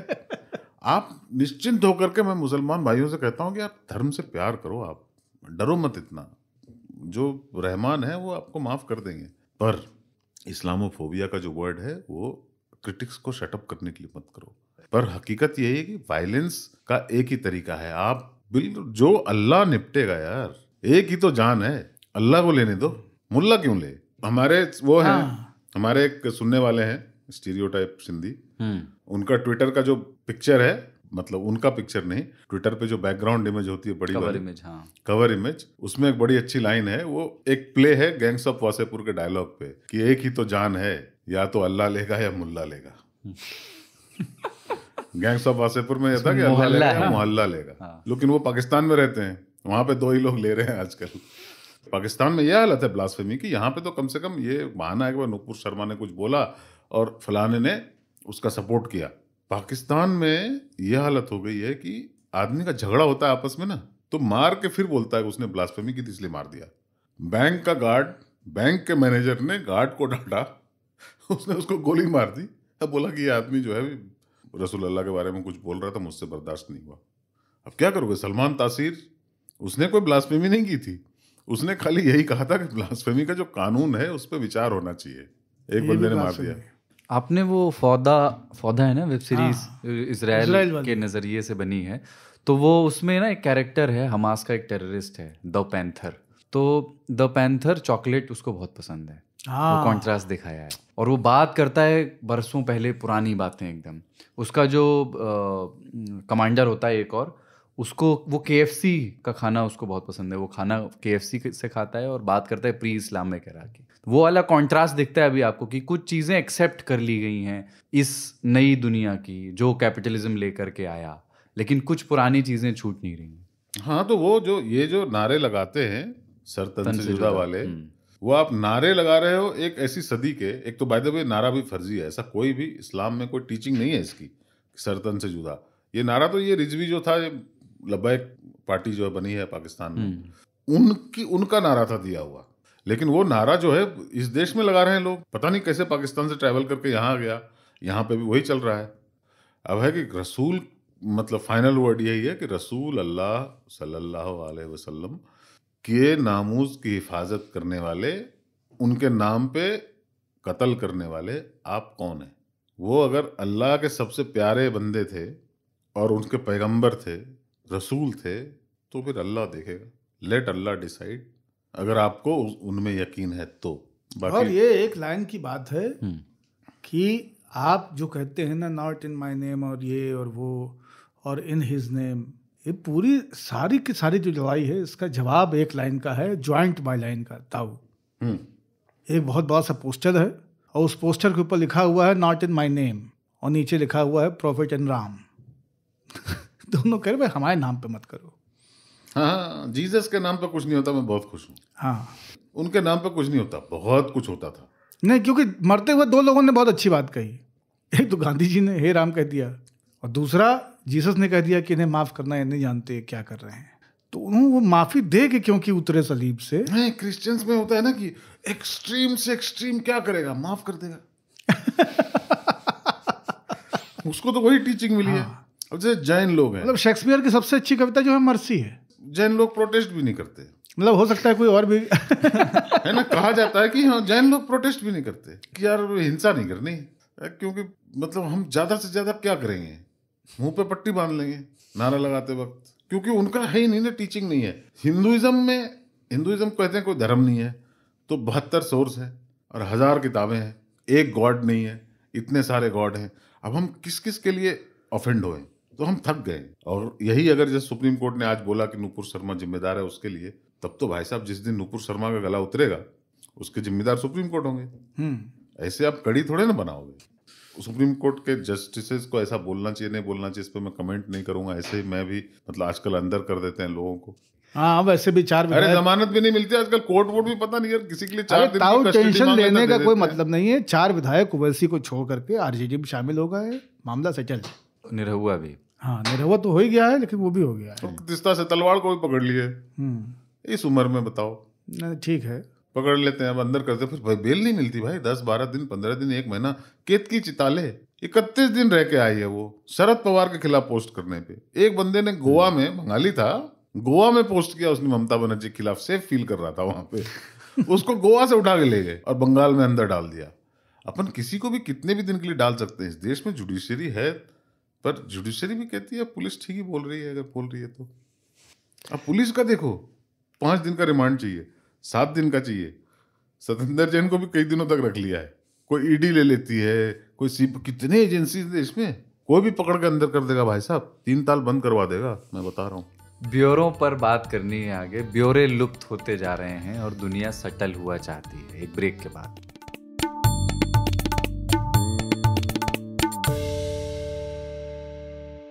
कोई यहाँ आवाज का जादूगर है तो कोई लिखावट की दुनिया का बेताज बादशाह। किसी का राजनीतिक गलियारों में रसूख है तो किसी को खेल जगत में महारत हासिल है। विलन भी है, कभी माफिया की शक्ल में तो कभी अंडरवर्ल्ड डॉन बनकर। सुनिए नामी लोगों के कई सुने अनसुने किस्से नामी गिरामी में, हर सोमवार आज तक रेडियो पर। आज तक रेडियो पर यह 3 ताल ताऊ बाबा और सरदार के साथ। और अब बात करनी है कि सब सटल क्यों होता जा रहा है। ये जो दुनिया है नदियों, पहाड़ों, फ्लोरा और फौना की, ये बड़ी बारीकी से इसको बनाया गया। और आप कोई भी चीज़ कुदरत की उठा के देखें तो बहुत लोग कहते हैं बहुत बहुत डिटेल्स हैं उसमें, बहुत बारीकी है रंगों के उसमें, और इंजीनियरिंग मार्वल्स हैं कुदरत के ही दिए हुए, जिससे शायद इंसान ने इंजीनियरिंग सीखी और डिटेलिंग भी कुदरत से ही इंसान ने सीखी। और फिर वो उसको लेकर के आया मानव निर्मित चीज़ों में, जैसे कि घर, मकान, फर्नीचर, कपड़े, भोजन, बिल्कुल, टूल्स। लेकिन ये फिर से रिवर्स साइकिल सा चलने लगा है, सभी चीज़ों में नहीं पर बहुत इंसान ने जब कनखजूरे के पैरों को देखा, इंसान ने जब सूरजमुखी में रोपे हुए 200-250 बीजों को देखा, इंसान ने जब गेंदे के फूल में एक एक पंखुड़ी के विन्यास को देखा, जब उसने देखा कमल, जब उसने देखी हिरन की खाल पे चकतियां और बाघ और ज़ीब्रा के ऊपर लाइनें, उसने लगातार सीखा। और फिर वो रिफ्लेक्ट हुआ आपने जो भी बनाने की कोशिश की, खटिया के पायों में, आपके छतों के छज्जों में, आप कमीजें देखिए, आप छपाई का काम देखिए, आप बंधेज देखिए, आप छींट का काम देखिए, आप मकानों के कंगूरे देखिए, सारी चीजें कहीं ना कहीं किसी न किसी तरह का विन्यास लेके आ रही हैं। वो जो लिल्ली घोड़ी चलती है ना बिल से निकल करके, लाल रंग की बारिश के मौसम में निकल के, या जो कॉकरोच आपको दिखाई देता है, जो लार्वा के ऊपर लाइनें हैं, जो आंवले का बीज है, सब जगह से आदमी ने सीखा है निरंतर। लेकिन अब दुनिया मिनिमलिस्ट हुआ क्यों चाहती है? कि जैसे अभी मैं आप देखें अचानक से, मैं इसके कुछ मिसाल दूं, मकान, जो सबसे पॉश लग्जरी मकान बन रहे हैं, जिस सोसाइटी में आप जाइए वो एक जैसे हैं, एक आकार के, एक हाइट के, रंग पुताई, और बहुत उसमें बहुत अतिरिक्त डिटेल्स नहीं है डिज़ाइन में उसके अंदर। जो दरवाज़ों के डिज़ाइंस हैं वो आप देखिए कितने प्लेन, ड्राइंग रूम एकदम खाली हैं, कुछ भी नहीं है। मतलब अब जो कमरे हैं, खास करके टेलीफोन वेस्ट के में। बूथ देखिए जो पुराने यूरोप में हुआ करते थे और अब जो नए होते हैं, शीशे लग गए हैं बस, सीधा है। पहले वो क्रिएटिव होता था, ऊपर एक घुंडी होती थी, एक गोला भी उसमें बना होता था। अच्छा, मैं इस पे मैं आऊँगा, लेकिन मैं इसको पता नहीं, मुझे ये मालूम नहीं है कि इसको हमें एक चिंता की तरह देखना चाहिए क्या नहीं, या नहीं। ये एक सहज ये प्रक्रिया चिंता है? का मामला है नहीं। हाँ, आप वही मैं कह इस शिफ्ट को, मतलब जब लोग कहते हैं ना कि वो वेगन है या मिनिमलिस्ट हैं, तो मुझे ये पक्का यकीन होता है कि झूठ बोल रहे हैं। मैं दोनों ही कॉन्सेप्ट्स को खारिज करता हूँ, मुझे दोनों ही एग्रीएबल नहीं लगते हैं, क्योंकि आप वेगन की डेफिनेशन में वेगन नहीं हो सकते हैं। तो जैसे वेगन का कोई कहता है, तो वेगन की जो परिभाषा है, और जिस तरह से वीगन जो भी आप लोग कहते हैं ना कि नहीं हम कुछ भी पशुओं से अर्जित कुछ भी नहीं खाएंगे, लेकिन जूता तो पशुओं वाला पहन रहे हैं आप, बहुत सारा कागज इस्तेमाल कर रहे हैं, बहुत सारी और चीज़ें इस्तेमाल कर रहे हैं, जीव हत्या अभी भी हो रही है आपके लिए, कितनी सारी फैक्ट्रियों में कितने सारे और तरीकों से लगातार जीवों को प्रभावित करके वो चीज़ें बनाई जा रही हैं जिनका आप उपभोग कर रहे हैं। आप एक ज़्यादा सोफिस्टिकेटेड उपभोक्ता हैं अगर आप वेगन हैं। मिनिमलिस्ट जो आजकल बहुत पॉपुलर टर्म है यूरोप में, अमेरिका में, तमाम सारे और विकसित देशों में, हिंदुस्तान में भी दिखने लगा है अब, उसमें है क्या कि बहुत ही ग्रे कलर के घर हैं, उनका कोई कलर नहीं, लाइट ग्रे है ना, ऑफ वाइट, उससे भी डाउन है ना, एकदम वो उस तरह का है कि जैसे आंधी के बाद आसमान दिखता है ना, उस रंग के घर हैं वो। और उनका फर्नीचर भी वैसा है, बेडशीट केवल वाइट है और वाइट ही है, और कोई बेडशीट है ही नहीं, लाइट वाइट है घर में और वाइट लाइट ही है। कहीं पे भी आपको एक भी अटैची रखी नहीं दिखेगी। किचन में आप जाएंगे तो एक हॉट प्लेट के अलावा कोई बर्तन आपको नहीं दिखेगा। अगर कुछ सामग्री है भी किचन में तो वो कबर्ड्स में बंद है, और सारी की सारी कबर्ड भी वैसी ही ग्रे हैं। तो दिखता है कि सब कुछ खाली है, सब कुछ रिक्त है, और उससे हमको लगता है कि इनका डिटेलिंग में इंटरेस्ट रहा नहीं। मेरा मानना यह है कि इस मिनिमलिस्ट अप्रोच के लिए जिस डिटेलिंग की ज़रूरत है वो और आगे की डिटेलिंग है। जिस डिटेलिंग से आपने ये मिनिमलिस्ट लुक अचीव किया है, इसके बारे में आप सोचिए। तो जब कोई कहता है ना कि एक कैनवस पे खिंची हुई 4 लाइनें आर्ट कैसे हैं, वो 4 मिनिमम लाइन बनाने के पीछे का जो एफर्ट है वो आर्ट है, वो उसका एस्थेटिक्स है। तेरी जुल्फ के पेचो खम से हो के यहाँ पहुंचा। हाँ, हो के। तो वो जो अप्रोच है ना कि टू अचीव दैट मिनिमम, आपने कितना मैक्सिमम डिजाइन एफर्ट डाला है, पहली चीज तो ये है। तो मिनिमलिस्ट कुछ नहीं है, एक बहुत ही सोफिस्टिकेटेड किस्म का डिटेलिंग है। किसी आर्किटेक्ट ने उसको प्लान किया होगा, ब्योरे का चरम, क्रीम। आप 2 घरों को उठाइए, एक झुग्गी का एक बाशिंदा जो अपने 2 बच्चों बीवी के साथ में रहता है, पुताई का काम करता है किसी शहर में, उसके एक कमरे के घर को आप देखिए, और आप किसी एप्पल या गूगल में काम कर रहे किसी बहुत बड़े आला अधिकारी के घर के अंदर के कमरे को देखिए। तो इस गरीब के घर में आपको अतिरिक्त चीजें भरी हुई दिखेंगी, लगेगा कि ये चूहा है और ये हर मतलब की चीज को उठा के अपने घर में ले आता है और ठूस देता है। और ये कितने मिनिमलिस्ट हैं, इनका घर कितना क्लीन है, आपको फूलदान तक नहीं दिख रहे हैं, आपको चाय के कप तक नहीं दिख रहे हैं, आपको किताबों की अलमारी नहीं मिलेगी, केवल एक मैक का लैपटॉप रखा होगा, एयर बुक होगा, मैक एयर होगा, कोई किताब नहीं दिख रही है उनके घर में। कोई आपको शेल्फ नहीं दिखेगी जहां पे कमीजें टंगी होंगी, और जब एक कपड़े की शेल्फ को आप खोलेंगे तो उसमें आपको 12 या 15 एक ही रंग की टी शर्ट या एक ही रंग की कमीजें दिखेंगी।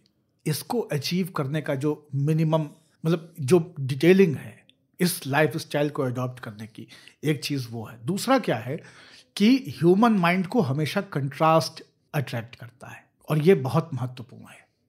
जब आपके जीवन में, व्यक्तिगत जीवन में, आपके सोचने की प्रक्रिया में इतनी ज़्यादा डिटेल्स आ चुकी हैं, बिजनेस से रिलेटेड, आपका काम दुनिया के 200 देशों में है, आप 20 मेगा प्रोजेक्ट्स पे काम कर रहे हैं, आपके इन 20 मेगा प्रोजेक्ट्स के अधीन 1200 लोग एम्प्लॉयड हैं, आप कम से कम 2.5 बिलियन लोगों को एक प्रोडक्ट बना के दे रहे हैं, या वो प्रोडक्ट 2.5 बिलियन लोग इस्तेमाल कर रहे हैं।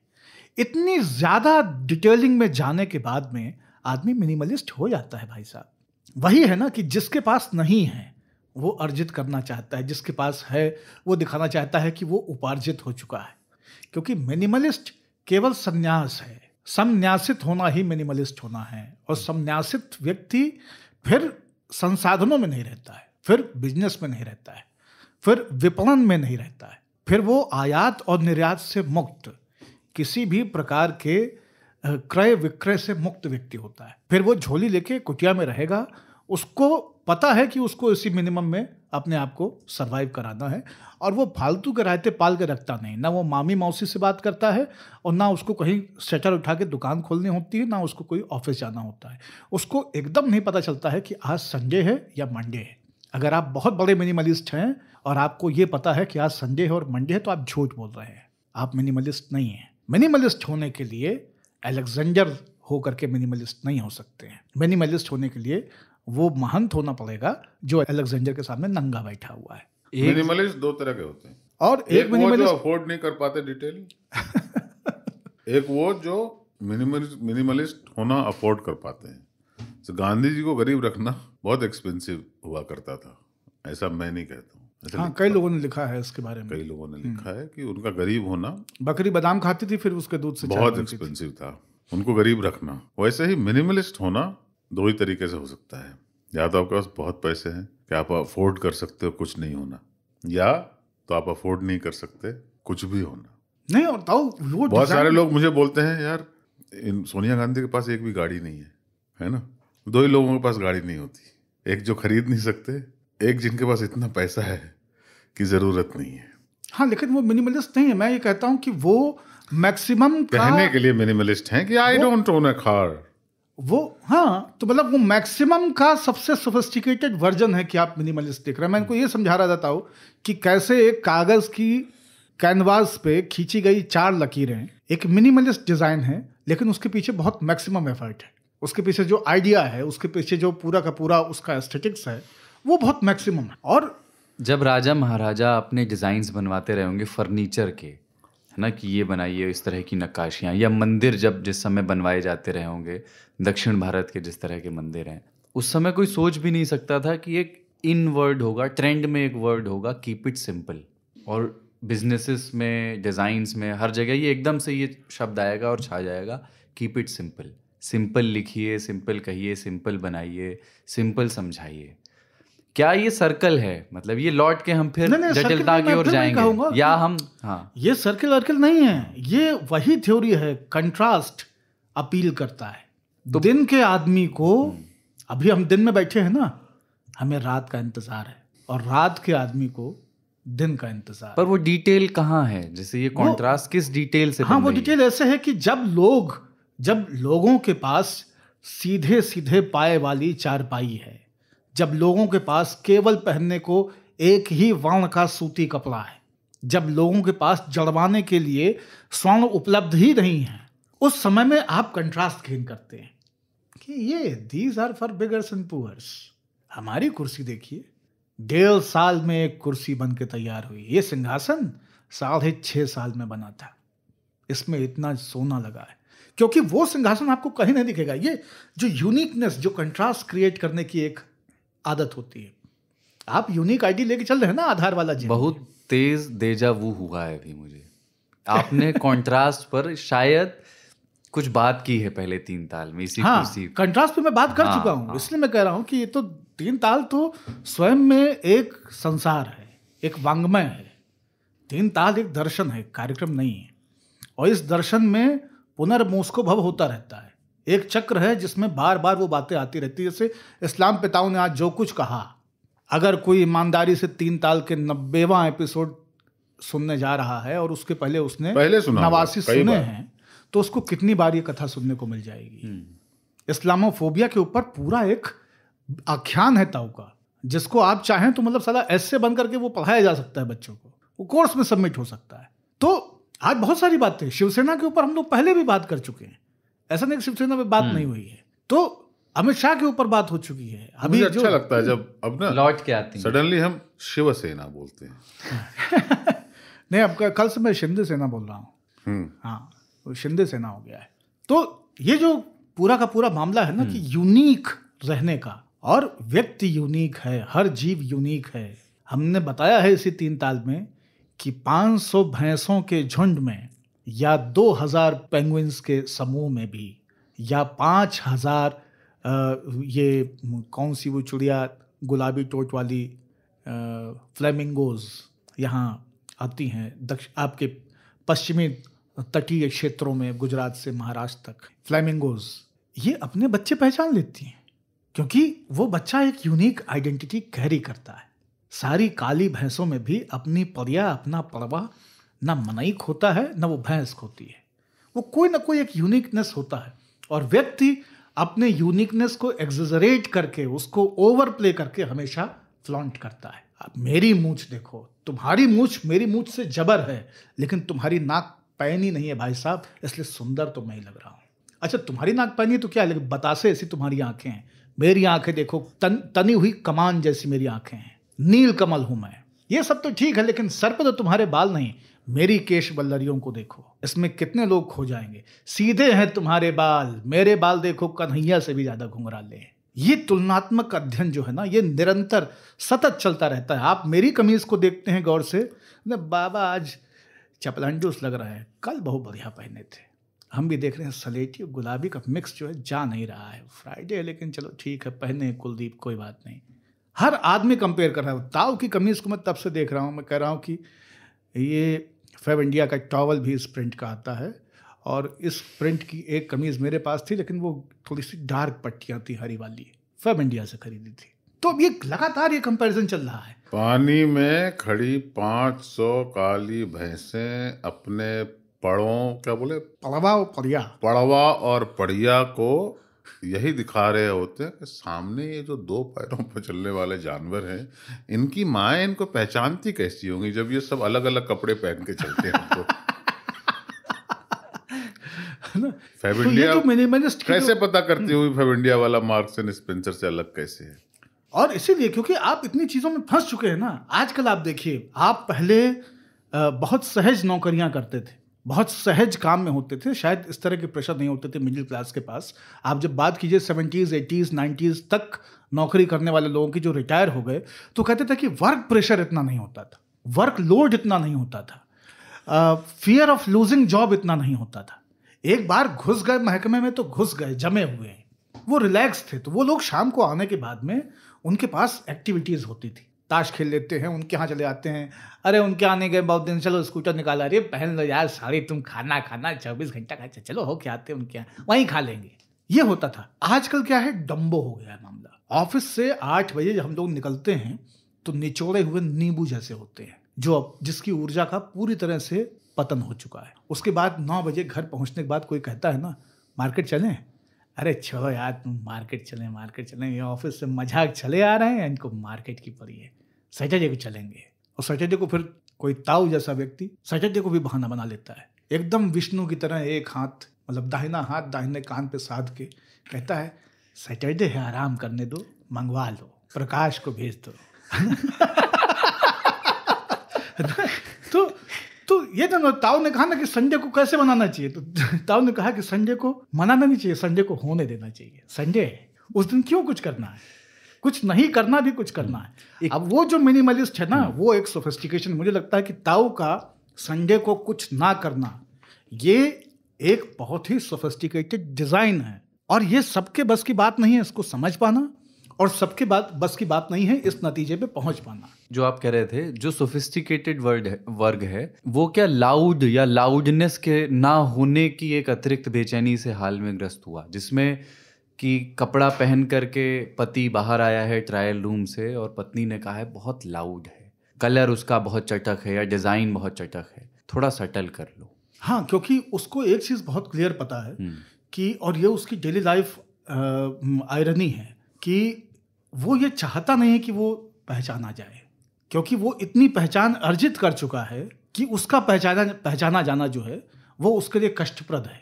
जैसे कोई एक व्यक्ति बहुत पॉपुलर है अपने इलाके में, उसको किसी कपड़े की आवश्यकता नहीं कि वो पॉपुलर हो। एक बहुत सुंदर देह यष्टि का व्यक्ति जिसका 56 इंच का सीना हो और पेट भी अंदर हो, देखने में ठीक ठाक लगे, बढ़िया पैनी नाक है, 6.25 फीट हाइट है, वो आदमी एक 2 छेद वाली टी शर्ट भी पहन करके घूम रहा होगा ना, सिंपल सी जीन्स या पतलून के साथ, हवाई चप्पल में भी, तब भी उसको पता है कि I can carry this, because I am beautiful. मैं खूबसूरत हूँ भाई, मैं अच्छा लगता हूँ।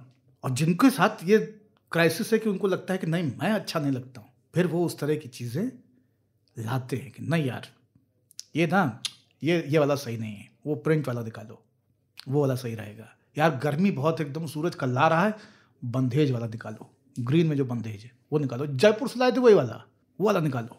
अगले दिन कहते ना बीकानेर का जो कुर्ता था छीट वाला, वो निकालो। इतनी गर्मी में वो पहन के निकलेगा ना, आंखों में तरावट आएगी 10 लोगों की। ये बार बार वो है अपने लाउडनेस को कम करने का जो जेस्चर। दूसरा क्या है कि आप लोगों को कहते हैं कि मुझे किसी राजा की तरह पगड़ी बांध के घूमने की ज़रूरत नहीं है, मुकुट लगा के घूमने की ज़रूरत नहीं है, क्योंकि मैं जानता हूं कि मैं राजा हूं और मैं बिल्कुल दूसरे तरीके से राजा हूं, इसलिए मैं बिल्कुल दूसरे तरीके का राजा हूं। क्या तुमने राजा को ब्लैक टी शर्ट और जीन्स में देखा है? हाँ, मैं वही हूं जिसने सेब बनाया था। Today I will surprise you. लेकिन एक कुछ बताइए ना, जैसे हमारे गांव में जो पहले घर होते थे, मतलब ये बात सही है कि अटल का ज़माना आ गया, सटल का आ गया, लेकिन गांव में जो पहले घर होते थे तो रास्ता बताते हुए ये चीज़ बड़ी काम आती थी। घरों के डिज़ाइंस या उनके यहाँ, तो जैसे आप जाइए तिराहे से दाएं लेंगे तो एक घर मिलेगा पीले रंग का, आधा पीला आधा बैंगनी, जिसके दरवाजे पर हाथी का डिज़ाइन है, हाथी पीले रंग का। वहाँ से आप इस तरफ मुड़ जाइए तो एक घर है जिसकी छत पर टंकी रखी है, टंकी पे हवाई जहाज़ बना है। ये बहुत उस समय काम आते थे रास्ता बताते हुए। बिल्कुल। गांव के घरों के डिज़ाइंस आप अगर 20, 25, 30 साल पहले के याद हों तो वो और अब में फ़र्क कितना आ गया? गांव के 20-30 साल पहले के डिज़ाइंस जो हैं, और उसके पहले भी डिज़ाइंस वही थे, उसमें 3 तरह के डिज़ाइन हैं, छपरा, खपरेल और पक्का। जो पक्का आज वाला पक्का नहीं है, वो पक्का का मतलब है कि अंदर या तो लोहे की या पत्थर की धन्नियाँ हैं, उसके ऊपर बैठाए बिछाए गए चाकल पत्थर हैं, जिनके ऊपर चिकनी मिट्टी का छोपा है, उसके ऊपर गिट्टी है, फिर से चिकनी मिट्टी का छोपा है, फिर रेता है, फिर से छोप के उसको लीप दिया गया है और एक तरफ ढाल बना दिया गया है और दे दिया गया है पिल्लू पानी निकलने के लिए, जिसमें कि एक टुटहा खपरेल लगा दिया गया है ताकि वो दीवार के बाहरी सतह की मिट्टी को काटते हुए पानी नीचे ना जाए, थोड़ा दूर गिरे। पेशाब पैरों पे ही गिरने लग जाए तो कितना खराब है। ये आप नहीं भी देते एनालॉजी तो समझ में आ गया।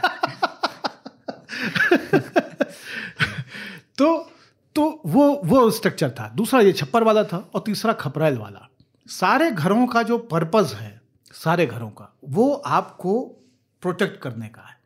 और प्रोटेक्शन में हमेशा जिन चीज़ों को आप देखते आ रहे हैं, जैसे आपने फूस को नीचे देखा, छप्पर में फूस ऊपर दिख रहा है, आपने मिट्टी को नीचे देखा, अभी छत मिट्टी की दिख रही है। ये क्या क्रिएट करता है? क्यों आप जंगल में चलते चलते किसी गली को अपने मोहल्ले की गली नहीं मान लेते, या क्यों किसी कटे हुए पत्थर के कटान को अपना घर नहीं मान लेते? क्योंकि घर एक यूनिक डिजाइन है सोचने की दृष्टि से, और जो तमाम सारे एग्जिस्टिंग नेचुरल डिजाइन्स हैं उससे कंट्रास्ट है। वो आपको वो भी दिखा रहा है। आप पकी हुई जमीन देखते हैं लेकिन उस पर चलते हुए देखते हैं, उसको वर्टिकल खड़ा हुआ नहीं देखते हैं जमीन को। घर की जो भीत होती है वो खड़ी हुई वर्टिकल वॉल होती है। आप समतल पे चलते हैं ना, आप वर्टिकली थोड़ी चलते हैं, आप हॉरिजॉन्टली चलते हैं। लेकिन मकान वर्टिकली खड़ा होता है, वो कभी भी हॉरिजॉन्टल नहीं होता है। तो ये यूनिकनेस जो है ना, वो उस घर की आइडेंटिटी को क्रिएट करता है। लेकिन ये बाबा का नजरिया आर्टिस्ट वाला है, इसलिए ताऊ मैं आपसे बात करना चाहता हूँ कि ये डिटेलिंग से मिला भी क्या है। जैसे डिटेलिंग, पहली चीज़ तो ये है कि मैं सफ़ेद रंग का कुर्ता पहनूं तो मुझे उस पर कढ़ाई करवाने की क्या ज़रूरत है? एक आदमी का 8 घंटे का 4 घंटे का वक्त ज़ाया हुआ, loss of productivity, cost effective भी नहीं है, उस कुर्ते की कीमत भी बढ़ गई। तो अब अपन जिस दुनिया की ओर बढ़ रहे हैं, हमें ये डिटेल्ड डिज़ाइन से तौबा कर लेना चाहिए कि नहीं? क्योंकि अब हमें एनर्जी बचाना है, हमें समय भी, हम उसको लेकर के भी कॉन्शियस हैं कि समय का उपयोग क्या हो, खाली समय नहीं किसी के पास, कॉस्ट इफेक्टिव भी बनानी है चीज़ें। अरे नरेगा में इमाम बाला बना, लखनऊ में नरेगा में इमाम बाला बना, आप कह रहे हैं कि श्रम बेकार जाता है। आदमी ना नेचर के बिल्कुल नेचर की नकल करना चाहता है। जब हमारे पास टूल्स बहुत नहीं थे तो हम नेचर के करीब जाना चाहते थे। अब मोर का एक पंख देख लेते हैं ना, फट के हाथ हो जाती है, फ्लावर हो जाती है। हाँ, तो आपको पता चलता भाई साहब इसमें कितना महीन काम हुआ है ना? तो हमने ये किया, हम नेचर से जब करीब थे तो नेचर को इमिटेट करते थे, और उस क्रम में हमने बहुत ज़्यादा डिटेल बनानी शुरू की, क्योंकि वक्त भी बहुत था और इंस्पिरेशन भी बहुत था। फिर अगर आपके आसपास मोर नाचता ही नहीं है तो आपने देखा ही नहीं है, तो आप सिंपल सोचने लगते हैं। शहरों में सिंप्लिसिटी जो आई है वो लैक ऑफ इंस्पिरेशन से भी आई है। और एक है अनअफोर्डेबिलिटी, उतना टाइम कौन देगा। अब मनुष्य का, मानव के हाथ उतने खाली नहीं है, मशीन इतना इंट्रिकेट काम कर नहीं सकते। तो उस तरह से हम एक मिनिमलिस्ट और डिटेलिस्ट, उसके बीच में एक रास्ता ढूंढ रहे हैं कि आवश्यकता पड़ने पर डिटेल में जाएंगे, लेकिन अपने घर में, जैसे अपने लिए हम मिनिमलिस्ट अच्छा पसंद करते हैं, लेकिन प्राइम मिनिस्टर जब दूसरे प्राइम मिनिस्टर को गिफ्ट देते हैं तो फिर बनारस की कारीगरी याद आती है, क्योंकि मिनिमलिस्ट तो उनके यहाँ बहुत है, ये नहीं है, ये यूनिक चीज़ है और हम उसको प्रोटेक्ट करने की कोशिश में लगे हुए हैं कि बहुत सारे जो आर्ट फॉर्म हैं जो डिटेल वाले हैं, मिनिमलिस्ट नहीं है, उनको जिंदा कैसे रखा जाए, क्योंकि बहुत सारे हम खो चुके हैं simply because we can not afford to have them. हाँ, लेकिन मुझे ताऊ ये लगता है कि अगर कोई चीज किसी एक दौर में बनी है तो इसकी गारंटी कभी होनी भी नहीं चाहिए कि वो चीज रहेंगी। इसलिए मैं मानता हूं, दौर की पैदाइश थी, उस दौर में गई। हम लोग भाषाओं के बारे में ये बात कर रहे थे, लेकिन यही सिद्धांत हर चीज पे लागू होता है। बिल्कुल, आज कोयला है, आज पेट्रोलियम है, अब से 100 साल बाद लोग कोयला और पेट्रोल म्यूजियम में जाके देखेंगे अगर मनाई बचा रहा तो। हालांकि है 78 साल ही उसके पास। बाबा, भाषा पर ही बात करनी है। जितने भी मिनिमलिस्ट जानवर हैं, ठीक है, उसमें बकरा हम खा लेते हैं, चूहा हम खाते नहीं। चूहे और बकरे जनरली मिनिमलिस्ट होते हैं, समझ रहे हो ना? अब समझा, थोड़ा टाइम लगा पर आया। तो अच्छा, भाषा की डिटेलिंग पर भी बात करना चाहता हूँ, क्योंकि अपन लोग भाषा के ही आदमी हैं। अब क्या है कि जब हमें लिखना सिखाया जब जा रहा था पत्रकारिता के विश्वविद्यालयों में, तो कहा गया कीप इट सिंपल, सीधा सरल लिखें। और भाषा का पर्पस भी यही था कि भाषा कम्युनिकेट करने के लिए बनी थी, अमेज करने के लिए, चमत्कृत करने के लिए नहीं बनी थी। तो लेकिन मोह होता है कभी कभी भाषा के ब्यूरो में जाने का, सिर्फ मेरा नहीं, सभी का। तो उसमें भी मैं ना थोड़ा बीच के रास्ते में ही खुद स्वयं को पाता हूँ कि संघर्ष पथ पर जो मिला यह भी सही वह भी सही।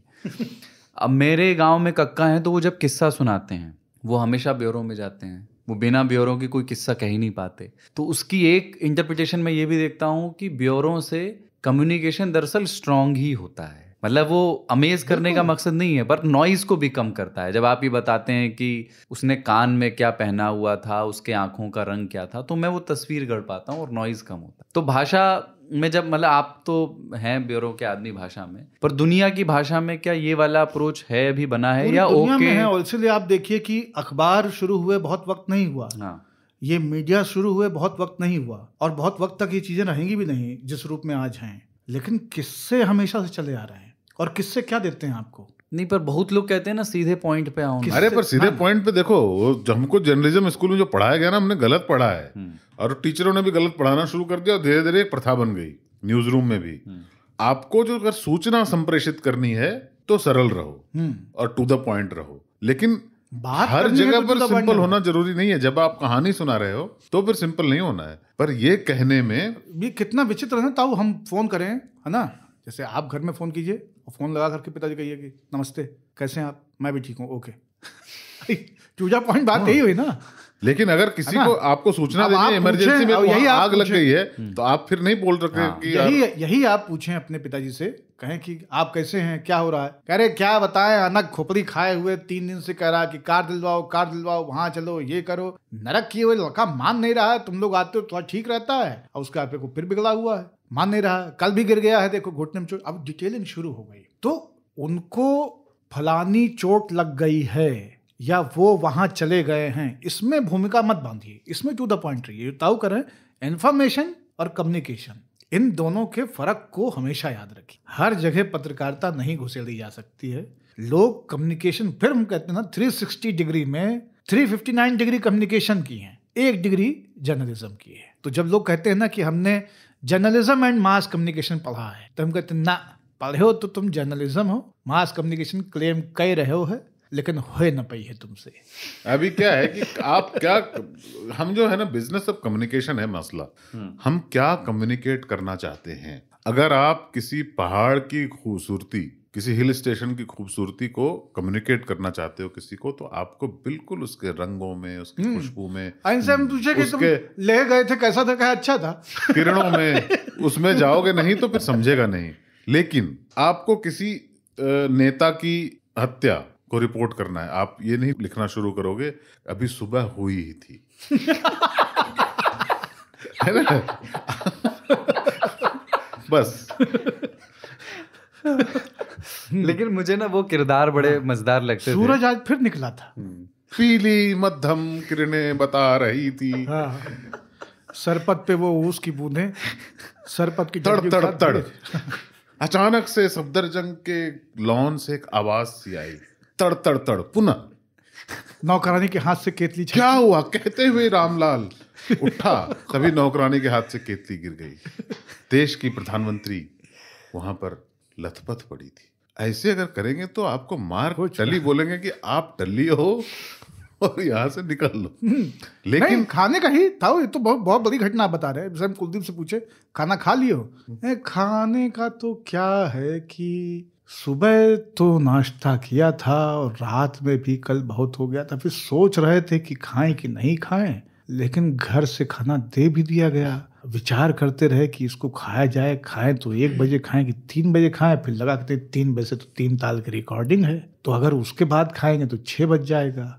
अबे बताओ खाया कि नहीं खाया? 2 बजे खाना तुमने, 1 बजे हाँ खाना खा लिया। अरे बाबा मेरे दोस्त हैं ऐसे बहुत सारे जो बाद में कहते हैं यार तुम लोग मेरी बात में इंटरेस्ट नहीं लेते हो। यार आप कम्युनिकेट करना ही नहीं जानते। वो शुरू हो जाते हैं, अरे सुनो ना एक बात, अरे गजब हो गया यार तो आप इंटरेस्ट जग गया आपका, फिर बोलता है कि अरे यार क्या हुआ कि सुबह उठे ताऊ पेट एक तरह में हल्का हल्का दर्द था, तो हम सोचे दवा खा लें, फिर देखे कि डिस्प्रिन खाएं कि वो जो स्पाजम वाला क्या होता है वो खाएं। तो हम बोले कि क्या हुआ क्या है? अबे पहले सुनो तो मेरे चचेरे भाई आए, उनका नाम क्या था? अरे उनका नाम भूल रहे हैं यार, वो याद नहीं है वो यार अथी यार, अरे अथी रे। तो आप बोलते हैं हाँ आगे बढ़ो ना, अरे नहीं उसका नाम अभी आ गया है, अभी आने दो। तो इस चक्कर में जो आप 5 मिनट वेट करते हो ना, आगे बढ़ेगा ही नहीं। वो फिर बोलेगा अरे वो जो ट्रेन से आए थे, जो भौजी थी, भौजी को याद है, उनका जो छोटा सा भाई था, अरे जो पिरका कपड़ा पहना था, अरे हाँ अरे डोलची याद नहीं है? आप कहते पर हुआ क्या? अब तुम सुनो तो पहले सुनो तो पहले, हम बता रहे हैं, तुमको बहुत जल्दी है। हाँ बता रहे तो उसमें बहुत दिक्कत हो जाती है कि यार आप ना कहानी कहना नहीं जानते हो, जो भूल गए हो उसको भूल जाओ ना।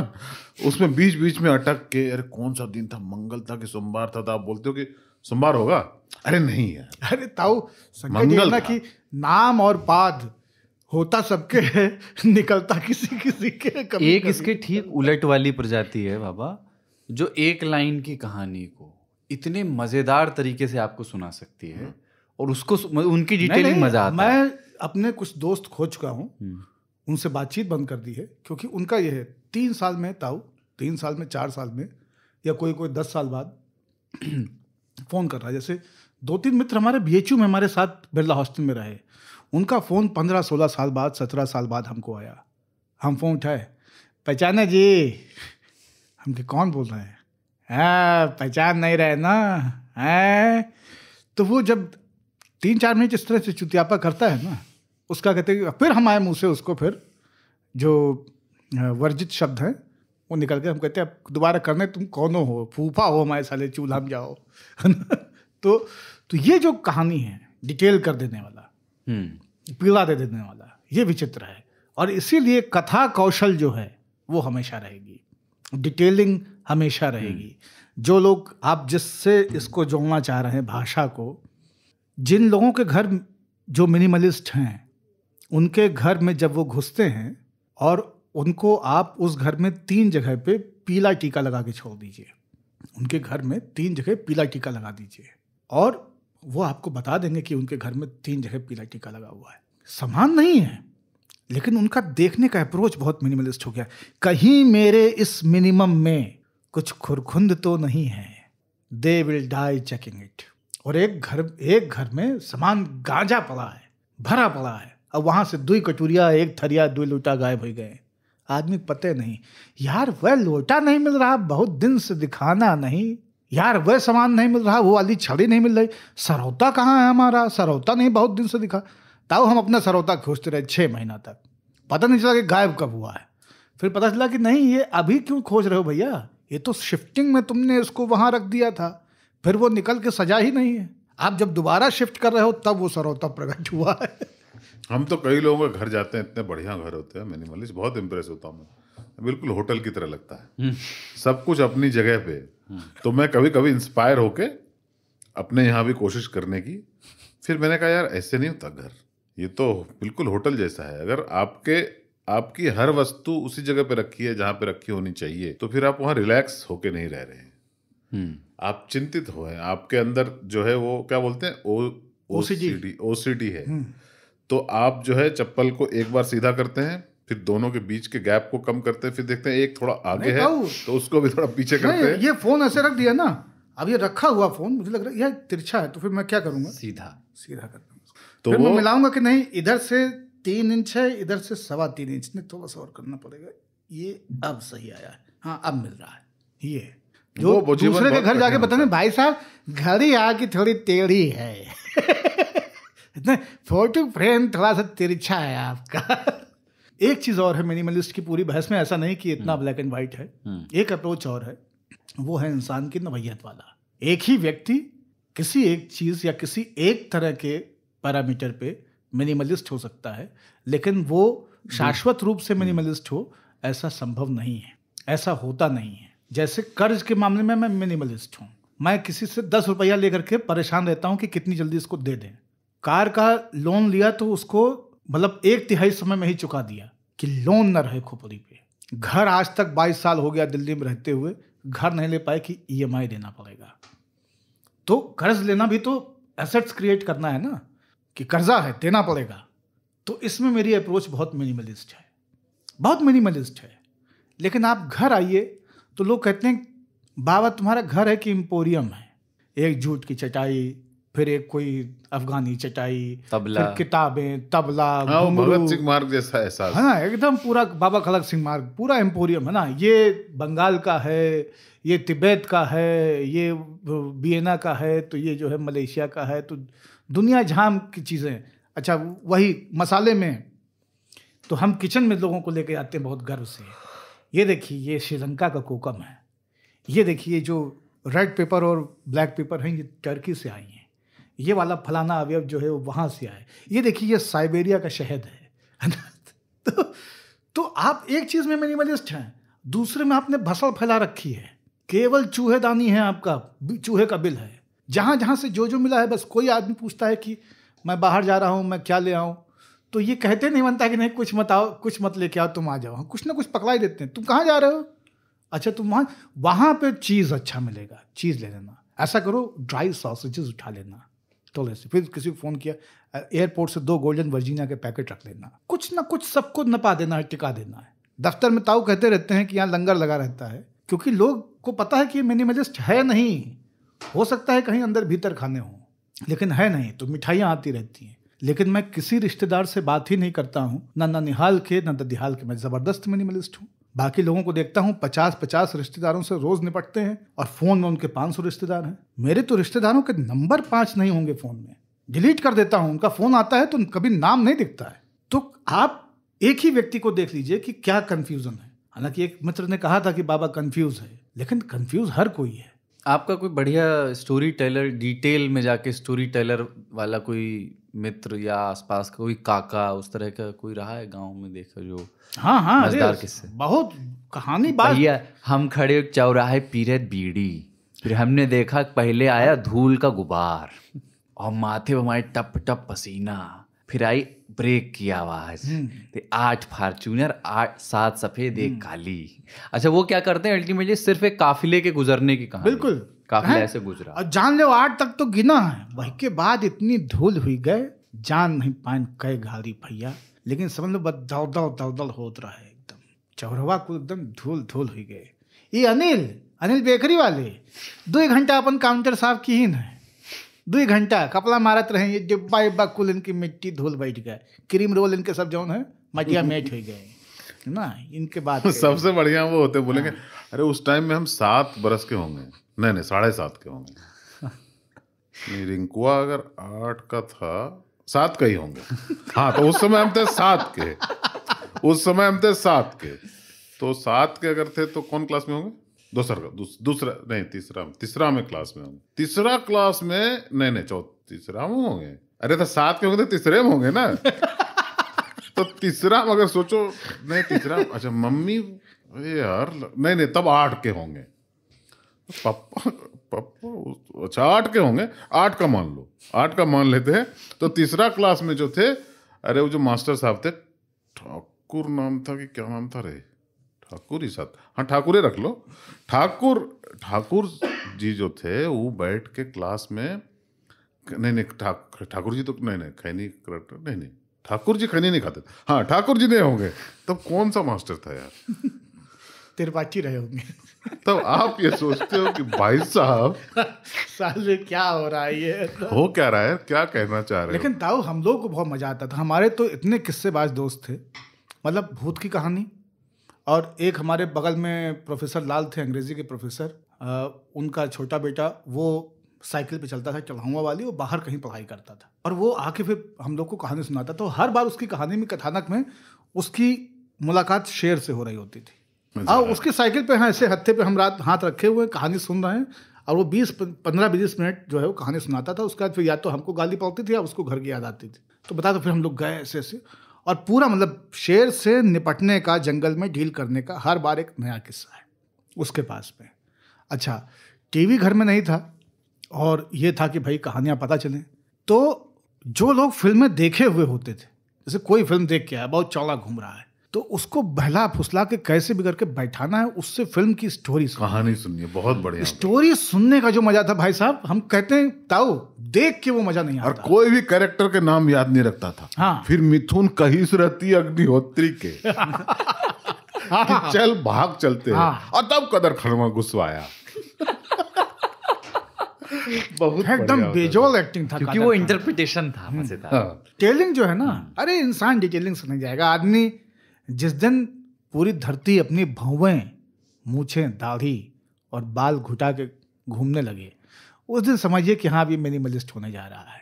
वरना इतना शैम्पू लगा के, कंघी करके, तराश के आप नहीं निकलते। आप डिटेलिंग में इंटरेस्ट तो लेते हैं भाई साहब। इसके लिए शब्द एक हमारे यहाँ चलता है, जब चूंचलेबाजी है। तिया बना रहे हैं जबरदस्ती का। ठीक है, निष्कर्ष हो गया एक लाइन में। अपन आगे बढ़ते हैं न्योता वाले श्रोता की ओर। चिट्ठियां आई हैं, और पहली चिट्ठी पायरेट्स ऑफ द कैरेबियन वाले जेम्स नॉरिंगटन की। वाह, आप इन्हीं की का जिक्र कर रहे थे अभी, जिसने उन्होंने चिट्ठी लिखी थी। ये छद्म नाम से लिखते हैं। बाबा सर्कल है। बाबा, सरदार और ताऊ को जय हो। 79वें एपिसोड में आप लोग ऊंचा सुनने वाले लोगों पे बात कर रहे थे, तो इससे जुड़ा एक किस्सा है। हमारे गांव में एक बाबा थे जो ऊंचा सुनते थे, तो हम लोग अक्सर उन्हें देखकर बोलते थे कि बाबा, ये लड़का आपको बहिरा बोल रहा है। और बाबा एकदम सुर में उसके घर की महिलाओं को याद करने लगते थे, और हम लोग उनसे थोड़ी दूर जाके हंसने लगते थे। दूर जाकर क्यों हंसते थे? क्योंकि हमें हंसता देखकर, क्योंकि वो हमारी हंसी सुन नहीं सकते थे, हमें भी गाली पड़ने लगती थी। फिर धीरे धीरे उनको ऐसा लगने लगा कि सभी उन्हें बहरा बोल रहे हैं। एक समय के बाद जो भी उनसे बात करता, पहले उसे वे गाली देते और पूछते थे कि बहरा काहे बोला बे। और लिटरली उनकी गालियां सुन के हंसी आती थी, क्योंकि उम्र अधिक होने की वजह से गालियां बकते बकते उनकी सांस फूलने लगती थी। तो वो थोड़ी देर रुक के गहरी सांस लेते थे, और फिर जहां से छोड़ा था वहीं से उठाते थे। तो एक तरह से गांव के लड़कों का फेवरेट टाइम पास होता था उनको छेड़ना। और जब उनका देहांत हुआ तो उनके घर वालों से ज्यादा मोहल्ले के लड़के दुखी थे। और आज भी हम उनका नाम अपनी बैठकों में बड़े सम्मान से लेते हैं कि वो गांव के प्रधान जी को भी मुंह से गरिया देते थे, बस उनको पिन मारना होता था। Commodore retired James Norrington. Thank you James भाई, आपने किस्सा ये सुनाया, मजेदार किस्सा है। ये जो पिन इन्होंने बताया, हमने पिन लगाने पे पहले चर्चा की थी। पिन लगाने का काम गांव में जो होता है ना, ये बहुत मशहूर होता है। और खास करके ऐसे बीच के जो वृद्ध होते हैं, जिनका कोई काम नहीं होता और वो जनरली खफा होते हैं समाज से, हर आदमी जानता है उनका पिन का पॉइंट किधर है। वहां जाके 4 लौंडे ऐसे, प्रणाम चाचा, क्या हाल चाल है, उसके बाद एक आदमी धीरे से पिन लगा दिया, फिर वहां बैठ के वो आनंद लेते हैं। और वो जैसे मुझे कोई कैप्सिकम के बारे में बता दे, उस तरह की घटना हो जाती। मेरे गांव में एक बाबा मेरे लगते थे, उनकी एक आदत थी, और वो बाद में मतलब वो एक तरह से मेंटली उनका जबरदस्त ऑब्सेशन बन गया था। उनको कोई कुर्र उनके सामने बोल दे तो बहुत चिढ़ते थे। तो उनकी आंख कुर्री थी। मुझे ये नहीं पता कि क्यों था, उसका रीजन, उसका बैकग्राउंड नहीं पता है मुझे कहानी, क्योंकि तब वो बहुत बूढ़े हो चुके थे जब मैं छोटा था। जो आंख कुर्रा समझते हो? नहीं, एक जो ग्रीन आंख होती है, बहुत रेयर होती है, थोड़ी ग्रीनिश टाइप की। हो सकता है ऐसा हो, तो मुझे पता नहीं। अवधि में हालांकि मैंने कभी सुना नहीं कि ग्रीन के लिए कुर्र शब्द इस्तेमाल होता हो। तो हमारे कंजी यहाँ होता है। हाँ। कंजी कुर्रा बोलते हैं उसको, कुर्री आंख वाला। तो हमारे यहाँ कहावत होती है कि 100 में सूर 1000 में काना, 1.25 लाख में ऐंचा ताना करे पुकार, कुर्रे से रहना होशियार। हाँ, तो ये था कि 100 में एक अंधा होता है, 1000 में एक हमको काना लगा था होता ये है, कविता- और 1.25 लाख में एक ऐंचा ताना होता है। वो भी कहता है कि हर कुर्रे से बच के रहना। हमको लग रहा था कि ये मदन लाल खुराना भी खत्म होगी, हुआ नहीं। मैंने अपने गांव की सड़क से गुजरते हुए पब्लिक ऑटो देखे, सवारियां। चूंकि ये बात, इसकी ख्याति ना सिर्फ गांव में नहीं रह गई थी, आसपास के गांवों में थी। तो सवारियां गुजरते हुए सड़क, वो एक ऑटो जीप गुजर रही, हमारे यहाँ जीप चलती थी, उस पे लड़के लटके हुए हैं, और वो जो बाबा है उनका घर एकदम सड़क के किनारे वाला ही था। वो अक्सर वहां बाग में बैठे रहते थे, तो वहां से आवाज आ रही, हे बाबा कुर्र।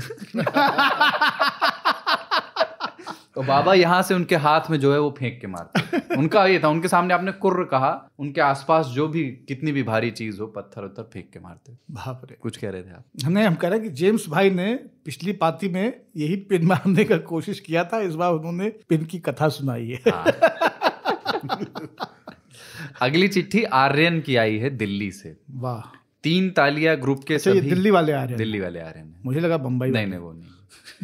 3 तालिया ग्रुप के सभी महानुभावों की जय हो। मन में एक बात थी तो बस बताने का मन किया, सो बता रहा हूँ। इसे ध्यानपूर्वक सुनने की भी कोई आवश्यकता नहीं है। मैं रोज नहाते समय 3 ताल सुना करता हूँ। इसका ये मतलब, लंबा नहाते हो।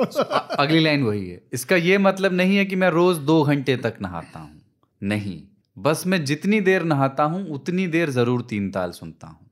ऐसा करने के निम्न 2 फायदे हैं। पहला ये कि समय का सदुपयोग हो जाता है, दूसरा ये कि रोज नहाने का कारण मिल जाता है। बहुत सही। इनसे मैं एक ही चीज कहूंगा, दूधो नहाओ पूतो फलो। एक चिट्ठी आई है पारसनाथ प्रजापति की। ये जब उदयपुर वाली घटना हुई तो जो 3 तालिया वाला ग्रुप है उसमें हमारे प्रोड्यूसर, आज का शो शुभम तिवारी और कुमार केशव दोनों मिल के प्रोड्यूस कर रहे हैं, उन्होंने ये बताया कि कुछ उस पर बहस विमर्श हुआ, मुबाहिसा। अच्छा। हाँ, राजनीतिक। तो हालांकि हमने लोगों से अपील की कि अपन यहाँ पे सिर्फ पोस्ट 3 ताल डिस्कशंस के लिए आए हैं, उससे कुछ चीज़ें निकली। तो उसमें एक टिप्पणी पारसनाथ प्रजापति की थी, मैंने सोचा कि उसको अपन यहाँ एड्रेस ज़रूर कर लें। उन्होंने ये कहा कि इसी 3 ताल में सरस्वती शिशु मंदिर के बारे में एक सज्जन के पत्र को शामिल कर बड़े चटखारे लेकर मजाक बनाया गया था। आगे देखते हैं कि किसी और के धार्मिक स्कूलों पर और उनकी शिक्षाओं पर इस तरह की बेहूदगी भरी चर्चा करने की हिम्मत होती है या नहीं। आज तो हमने जवाब दे दिया है। मैं वही कहना चाहता हूँ जो किरीट सोमैया ने कहा था, और आज से पहले भी कर चुके हैं, मदरसों को छोड़ा नहीं है। हाँ, जितनी बेहूदगी संविधान में जायज है उस मिशनरियों के स्कूलों को, मदरसों को हम लोगों ने किसी को नहीं छोड़ा है। तो ऐसा नहीं, सरस्वती मंदिर के, विद्या भारती के विद्यालयों के बारे में आख्यान या पत्र जिन्होंने सुना है, उनसे बस छोटा सा अनुरोध है, पूरा एपिसोड भी सुनिए। बिल्कुल। इन तरह के विद्यालयों में सेक्सुअल एक्सप्लॉयटेशन होता है, इसको बलात्कार कहते हैं, और उसे शोषण का नाम दिया जाता है, और अक्सर पकड़े जाते हैं लोग, पर कुछ होता नहीं, चूंकि वो गरीबों के बच्चे होते हैं, मुफ्त में शिक्षा मिल रही होती है, और पारस मुफ्त जी में भोजन मिल रहा होता है, भोजन मिल रहा होता है, सबसे साथ में शिक्षा मिल रही होती है। और अभी एक मौलवी 20 साल के लिए आज ही सुबह सुबह सुनाए गए केरल के मदरसे में। और एक बात और है पारस जी, वो याद दिलाते हुए कि जब हमने 3 ताल शुरू किया था, एपिसोड 1 में ही अपना ध्येयवाक्य हमने कहा था, जो घर फूके आपना सो चले हमारे साथ। तो शिशु मंदिर पर जब हमने बात की तो वो किसी बाहरी व्यक्ति की बात नहीं थी। हम दो तो यहाँ पे शिशु मंदिर से ये पैदा दोनों हुए। शिशु मंदिर में पढ़े हुए हैं। मैं शिशु मंदिर में गर्मियों की छुट्टियां बिता चुका हूँ। तुम लोहे की बात करते हो, मैंने लोहा खाया है। तो मजाक नहीं है, और वो यहाँ भीतर पे- से उठी आवाज हाँ, है। 3 में से 2 बंदा शिशु मंदिर से ही आया है। तो याद रखिए, अन्न ग्रहण करने से पहले विचार स्वयं को करना है। फुर्सत से गहराई सोचिएगा कि आहत आप क्यों हुए, घर पहले अपना फूकना है। वंदना दवे जी की उदयपुर वाली हिंसा पर बस छोटी सी उनकी टिप्पणी आई है कि ये सियासी खेल है, इसका हिस्सा नहीं बनिए, हासिल कुछ नहीं होगा, इससे परिवार बर्बाद हो सकते हैं। इस पर विवेक रस्तोगी ने ये लिखा कि कल इसी पर हमारे घर में बात हो रही थी कि क्या मिलेगा, समाज में सबका काम निर्धारित है तो वही देखेंगे। वैसे भी इस बार का 3 ताल सुनते हुए जैसा कि बताया गया, गीता प्रेस की दैनंदिनी लें और उस पर हर रोज के राजनीतिक घटनाक्रमों को अपनी भाषा में अपने व्यूज लिखते जाएं और किसी को ना बताएं, क्योंकि हम इतिहास संकलित कर सकते हैं, हम लिख नहीं सकते। ऑनलाइन नहीं लिखना है। प्रेमचंद की वो पंक्ति भी भूल जाइए कि बिगाड़ के डर से ईमान की बात भी ना कहोगे। जय हो। जय हो, जय हो। बहुत सही। अवी जी की एक अंतिम पंक्ति तक कविता पहुंची है, और क्या चाहिए। अवी जी की चिट्ठी आई है। अवी जी, यही नाम बताया गया मुझे। सोशल मीडिया पर तमीज से कैसे व्यवहार करें, ये स्कूली सिलेबस का अब हिस्सा होना चाहिए। देश को मोदी जी खुले में शौच से मुक्त तो बना सकते हैं, पर इस महाप्रांगण को खुले में शौच से मुक्त बनाने में पता नहीं क्या क्या लगेगा। सोशल मीडिया की ये बात कर रहे हैं। कब तक झीलों की नगरी चीलों की नगरी बनती रहेंगी और हम कड़ी निंदाएं भेजते रहेंगे। खुले में सोच बंद है आजकल। आप जो भी सोचे अपने खुद सोचे और खुद से बात करें, खुले में सोच ना करें। हाँ, और मोदी जी का मंशा केवल खुले में शौच का मतलब मिनिमल लिस्ट वाला नहीं था। खुली सोच ठीक बात नहीं है। एक ग्रुप में जो सियासी बहसबाजी हुई, इस पे जनार्दन नहीं, वकनकर, लेकिन अभी भाई की बात पे मैं एक चीज और जोड़ दूं कि भाई हैं या बहन मालूम नहीं। हाँ ठीक है, अभी जी की बात पे मैं टिप्पणी बस छोटी सी रखना चाहता हूँ कि सोशल मीडिया पे कैसा बर्ताव करें, इसको पाठ्यक्रम में शामिल करने से कुछ होना नहीं है, क्योंकि समाज में, देश में अपने लोगों के बीच कैसे बर्ताव करें, इसका असर किसी पे पड़ नहीं रहा है। और केवल सोशल मीडिया पे बर्ताव को बचा के कुछ हासिल होगा नहीं। हम लोग तो बहुत सोशल मीडिया पे पीड़ित रहे हैं और बहुत तरह की उच्छृंखलताएं होती रही हैं, लेकिन समझ में यही आता है कि जब आदमी बदलने को तैयार नहीं है या आदमी का स्तर ही दम बदल नहीं रहा है, तो मौका मिलते ही चौका मारेगा ही मारेगा।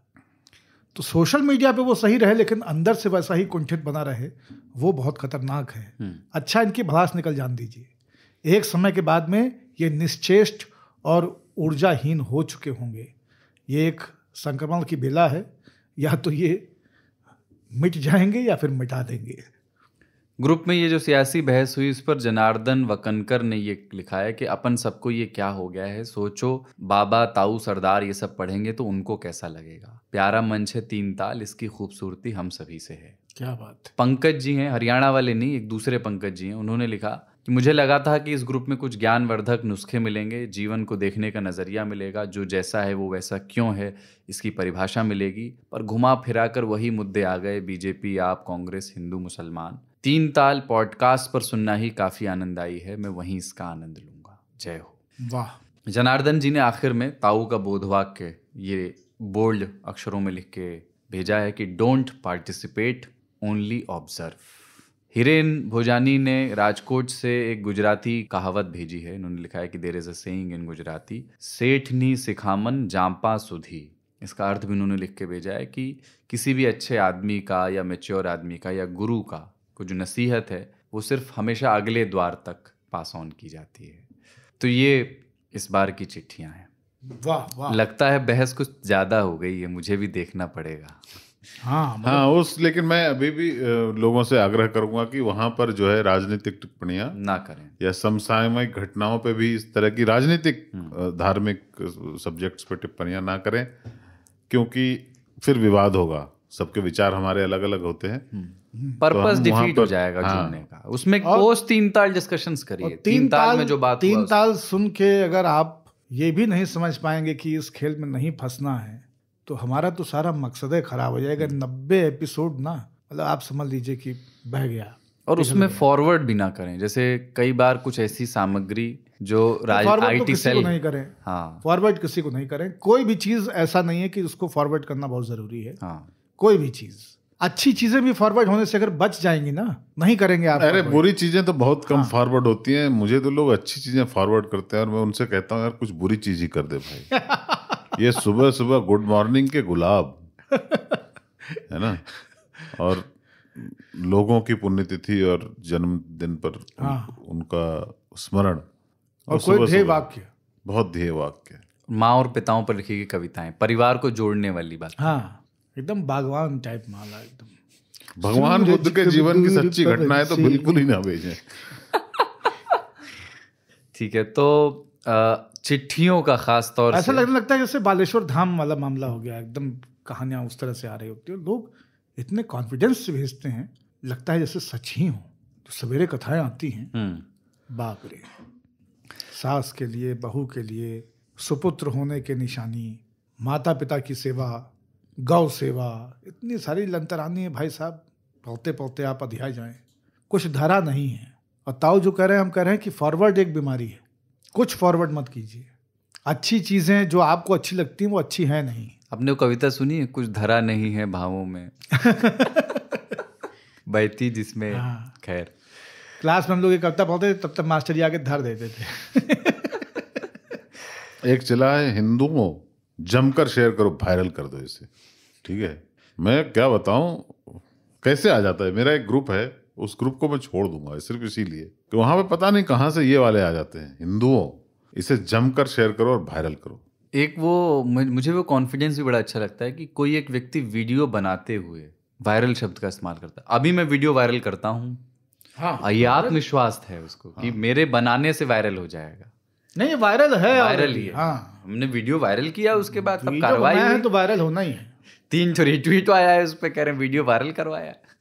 22 लाइक, 2 कमेंट, 1 शेयर।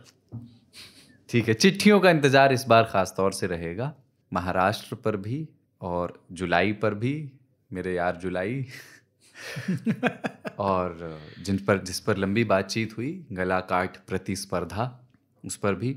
और आखिर में हमने मिनिमलिस्ट डिज़ाइंस पर जो बात की, तो डिज़ाइंस पर और डिटेल्स पर आपके नज़र में, आपकी याद में कोई ब्यूरो में जाकर किस्से सुनाने वाला कोई किरदार रहा हो इस पीढ़ी का या पिछली पीढ़ी का, तो उसके किस्से बताइएगा, भेजिएगा। चिट्ठियों को लेकर के मुझे लगता है इस एपिसोड पर अच्छी चिट्ठियाँ आनी चाहिए।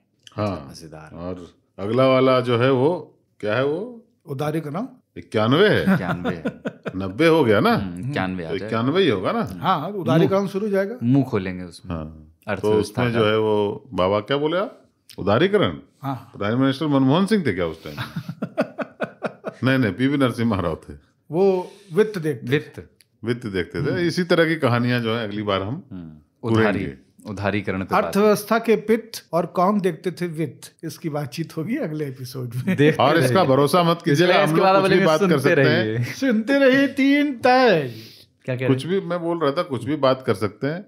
अभी हमारे अंदर जवानी बची हुई है, हो सकता है कि उदारीकरण पे बात ना करें और कहीं और चली जाए हमारी लंतरानी, तो बिल्कुल तैयार रहिएगा। अगले हफ्ते 91वां एपिसोड होगा 3 ताल का। और नंबर वही है फीडबैक भेजने के लिए व्हाट्सएप का 9953323303। नए 3 तालिये अगर उस 3 तालिये ग्रुप में शामिल होना चाहते हैं, जिसमें हम नहीं चाहते कि राजनीतिक बहस मुबाहिसे हों, सिर्फ पोस्ट 3 ताल डिस्कशंस हों, तो इसी नंबर पर आप हमें मैसेज एक बार भेज दीजिए, मैं भी 3 तालिया, किसी भी भाषा में लिख के, तो हम आपको ऐड करवा लेंगे। अगर आप चिट्ठी लिखना चाहते हैं ईमेल पर, तो ईमेल पता है radio@aajtak.com। तो इस एपिसोड में इतना ही। बाबा स्टे अवे फ्रॉम रिलीजन।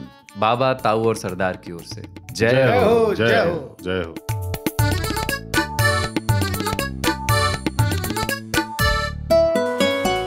आज तक रेडियो सुनता है सारा जहां।